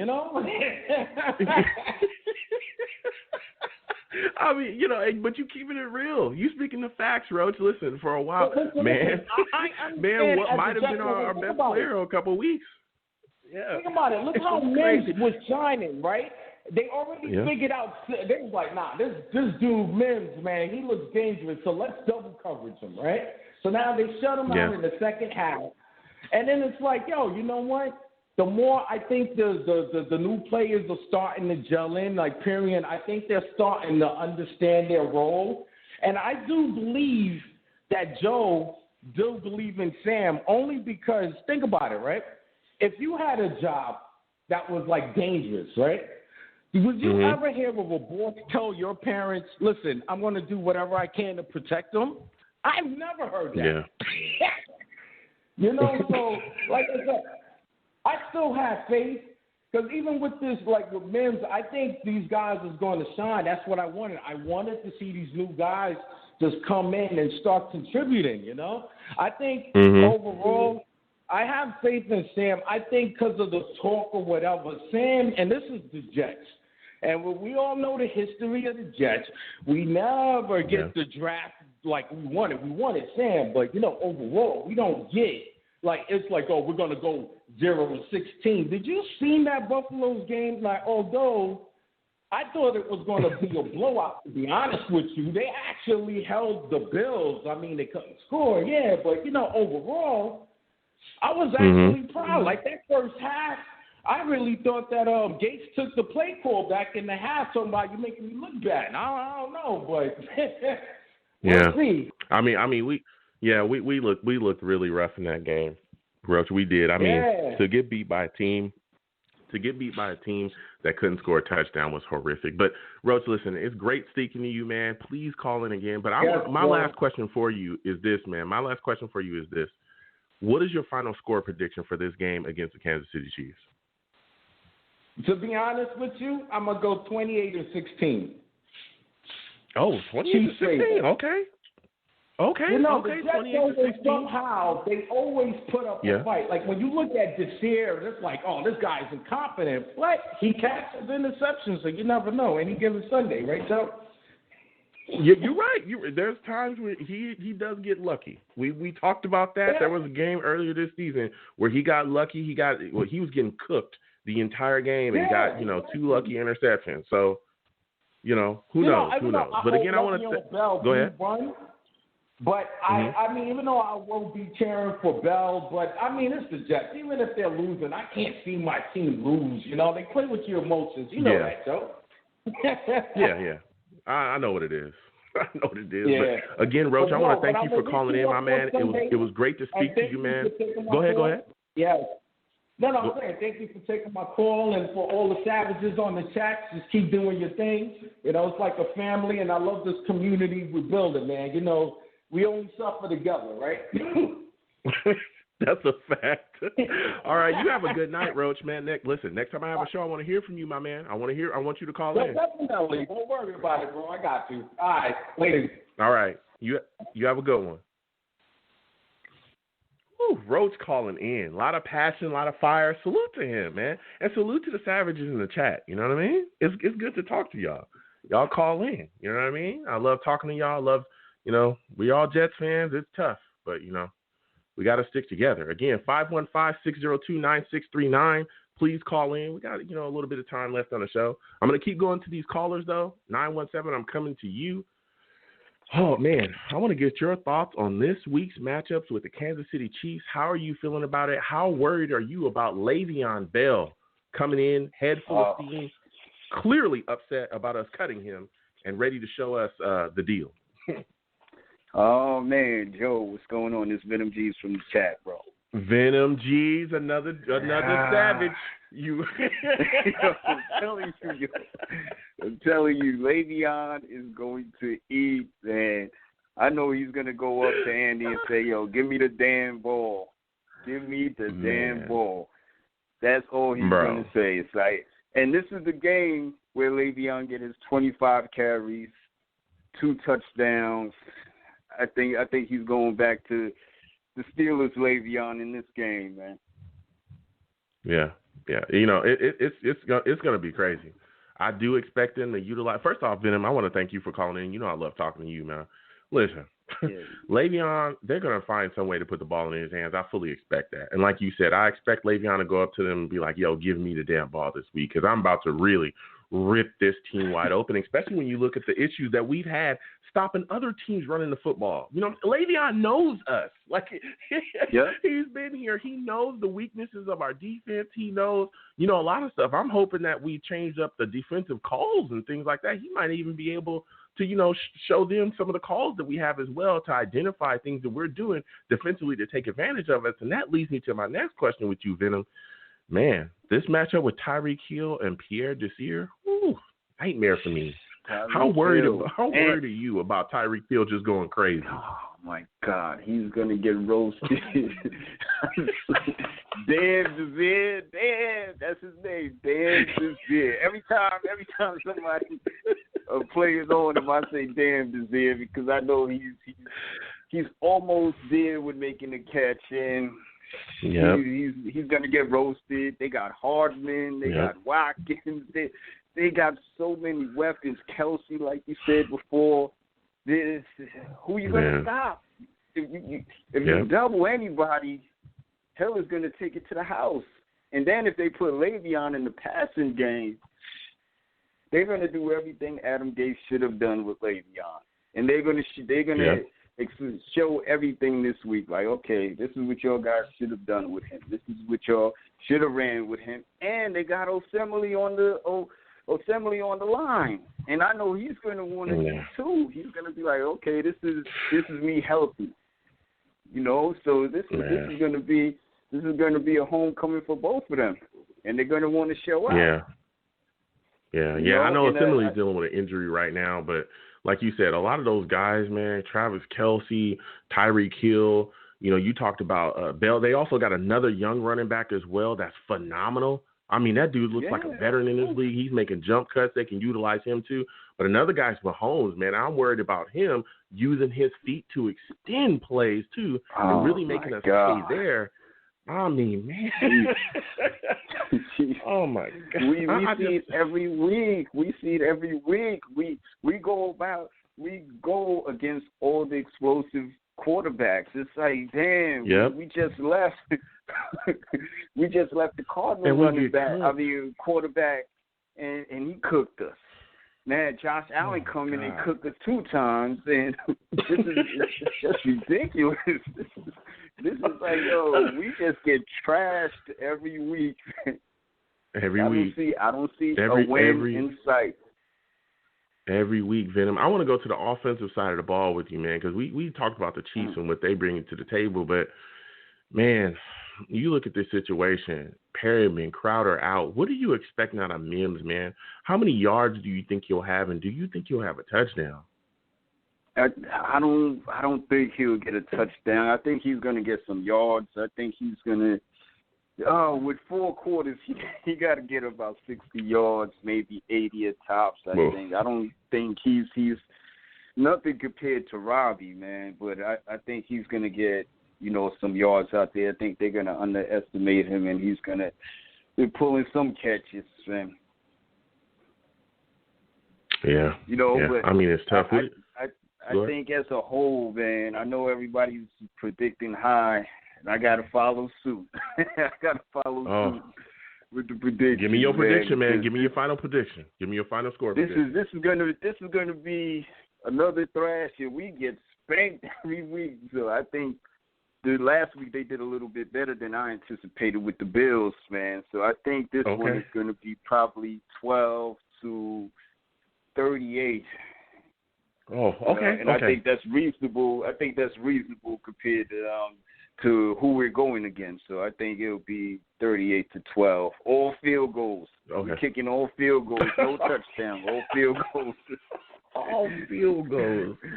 All field goals. Oh my goodness. I don't see one touchdown. Because look at the separation. I don't see anybody that could beat anybody on the defense from our offenses, the wide receivers, tight ends. The tight end's been invisible this whole year. The line is, oh my God! Outside of Becton, it's what's going to happen to Sam. Jeez. Yeah, and I don't want to see what's going to happen to Sam this week, because you got premier players over there in Kansas City, man. So it's going to be tough. Yeah. It's a long Sunday. It is, man. Yeah. It's going to be a long-ass Sunday. Listen. Yeah. Well, Venom, man, I want to thank you for calling in, man. I want to get your prediction before we leave. I want to get your prediction on this game. Because I know I see you laugh. I see you laugh at everybody else's prediction, but I want to know what's your prediction. See if it's that as crazy as ours. Yeah, it's not gonna be good, man. I look at the matchups. I look at the wide receivers. I love Mims. I think he's gonna be utilized. But again, the Kansas City is gonna make an adjustment. They know we're not coming in there with Crowder or Perryman or any of those guys. So they're gonna be like, okay, well, we'll just double Mims. And what else you got? Mm-hmm. Le'Veon Bell's gone. You know what I'm saying? And so I think he's gone. So who else you got? Go ahead. And I think just because the team that we saw in the first half was drastically different than we saw in all year. So I think at some point Adam Gase came to Loggins at halftime and was like, yo, calm down, buddy. You can't make me look bad. So, here's the plays he's running for this half. Here's the damn plays. Run these. And it seemed like it was old Adam Gase's playbook again. So that's why I keep thinking, like, he was in Loggins there at halftime, like, yo, calm down. You're looking too good. Yeah. How concerned are you about Yeah, that's it. I'll tell you what, it did look like a Adam Gase coach team after that half because we came out dead offensively. There was nothing we could do after they made the adjustment. But I want to get your thoughts on this. This is my final question for you, G's. How concerned are you about the Jets coming out and committing a lot of penalties? Because we've seen that in the past too. We played really good teams and we just gave them more and more yards off of roughing the passers and just other stupid penalties that we had. How concerned are you about that coming into this game against the Chiefs? Man, I think it's going to happen again. It's just so undisciplined. And, luckily, me or you ain't the head coach because I know all these players would have been traded already. Boy. Quentin Williams, every week I would have had his ass on the trading block. Like, come get him, man. I don't need this headache. But it seems like every week we keep shooting ourselves in the foot. We keep giving the ball back to the other team. It's just ridiculous. I hope you live stream this Sunday so we can have fun, eat some burgers. For sure. I'm gonna be there. We gonna definitely watch the game and just have fun.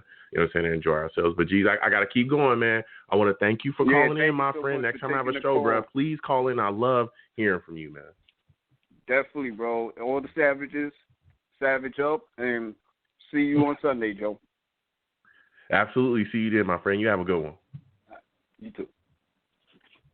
Man, listen. Venom G's straight out the chat, straight from the Savage. Savage. You hear him? Roach, Venom G's right after him. Savages. Two damn savages. You know what I'm saying? So listen, I'm going to go into my prediction really quickly. I know Venom G's, I touched on it a little bit with him. Again, I want to thank everybody for calling in, man. It was phenomenal to speak with everybody tonight. Listen, I look at this game right here, and I'm seeing this situation with the Chiefs, and I'm saying that this is a football team that is, they got every weapon in the book. They're so unbelievably explosive. You make a couple mistakes against this football team, you'll be down by 40. Easy. They could put up 40 in a quarter and a half. I've seen them come back from, I think they were down like 20-something points at one point in the playoffs to, I think it was the Texans, and they came back like it was nothing. Like it just, those leads really don't matter. Like against them. They're so explosive. They have so many weapons. They're so well coached as well, particularly offensively. Whew, it's ridiculous. So I do think that the Jets defense is going to struggle.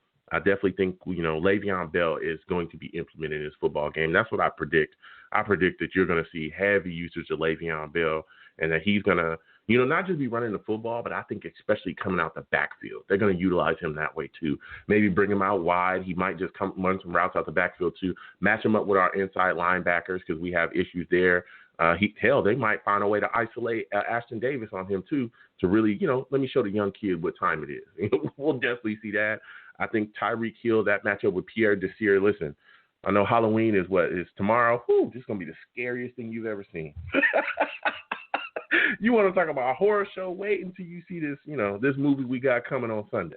Okay, because this is going to be, I know it's the day after Halloween, but, the spooky spirit is going to keep on rolling, you know what I mean? So I think we're going to have issues slowing them down defensively, and I think it's going to really break our backs, and I think offensively, we're going to have issues keeping up because, like I said, I've made it a point. I think to be competitive in this football game, we've got to push the football downfield because if we're not doing that, then we have to run the ball effectively, and we have to find a way to bleed the clock to keep the Chiefs' offense off the field and just kind of, work the clock down. A lot of like what people used to do against Peyton Manning, where you're just draining the clock because so many, the clock just keeps on ticking as you just continue to run the football down your throat. But I haven't seen us necessarily be effective doing that yet consistently for an entire game. So I think taking shots down the field, testing this Chiefs defense, letting them know, hey, you better stay honest. The play calling has got to be more creative than we've seen in the past, and we've got to do this for a full game. Because let me tell you something, you don't make adjustments against the Chiefs, they'll blow you out the building. They'll absolutely blow you out the building. So I'm looking to see Mims have a solid game. I definitely want to see P. Ryan get the ball in his hands quite a bit as well. I really want to see these young guys really come about, and I want to see Sam protected properly. We're not really worried about Becton as much as we are everybody else. I never bringing in George Fant and Alex, bringing back Alex Lewis and Van Roten. These guys are garbage. Those guys are garbage, man. And we're starting to see it. And let me tell you something. This Chiefs pass rush with Clark and Chris Jones and the other guys they got, dude, they're going to get after it. They're going to get after it. So I'm just hoping to see Sam just protected adequately and that he don't get blasted and he's not running for his life all day. I understand sometimes things are going to break down, but please, I don't want to see him running for his life all night. You know what I mean? So with all that said, I am taking the Chiefs. I'm taking the Chiefs to beat the Jets 33-6. 33-6. I'm taking the Chiefs. It is what it is, so I'm going to go with the Chiefs. So, I know people are gonna yell, gonna have some issues with me, but it just kind of is what it is there. I'm taking the Chiefs, so it is what it is. So with that said, I want to thank you folks for watching. You folks are absolute greatest. I want to thank everybody for calling in as well. It was great to speak to everybody. So listen, I'm the man of the people. I'm here for the people. Let me shamelessly promote my Facebook page. Everyone go on Facebook, search Long Beach Joe Show, The Long Beach Joe Show. Like that page. My content's up there. Go ahead and give it a listen. Message me. I'll message you right back. I love going back and forth with folks about this football team. Also, leave me some feedback. I love hearing about what you folks think I do here on The Long Beach Joe Show. I'm also on Twitter as well at YoungJ000. That's 3 zeros. Go ahead and follow me. I'll follow you right back. You want to troll me? No issues. I am the troll that lives under the bridge. I will have my Darnold jersey on. I'm hoping that he's okay tomorrow and he don't get blasted. But you know what I'm saying? I will troll you right back on the troll that lives under that bridge. The show's page on Twitter is The Long Beach Joe. Please go over there and follow my show page as well. I love going back and forth with folks. I'm also on YouTube as well at Long Beach Joe Jets. Long Beach Joe Jets. You can go there, subscribe to my content on there as well. You want to troll me, no issues. I'll go back and forth with you in the comments. I'll troll you right back. And as always, people, when you see me in person, all right, when you see me, whenever you see me, it is arms out, chest open, free hugs for everyone, okay? Free hugs for everyone, you know what I'm saying? When it's time, outside of our, sometimes we got to keep our distance. We all know what's going on around here, but, you know what I'm saying? Outside of that, free hugs for everybody. Free virtual hugs, you know what I'm saying? For everybody, all right? It's a tough time. We all Jets fans. The hugs will always remain free, especially in these times. It's super tough, you know what I'm saying? It's super tough to think green and bleed green right now. Whew, it is tough. So I want to thank you folks for watching. You folks have a good one. Peace.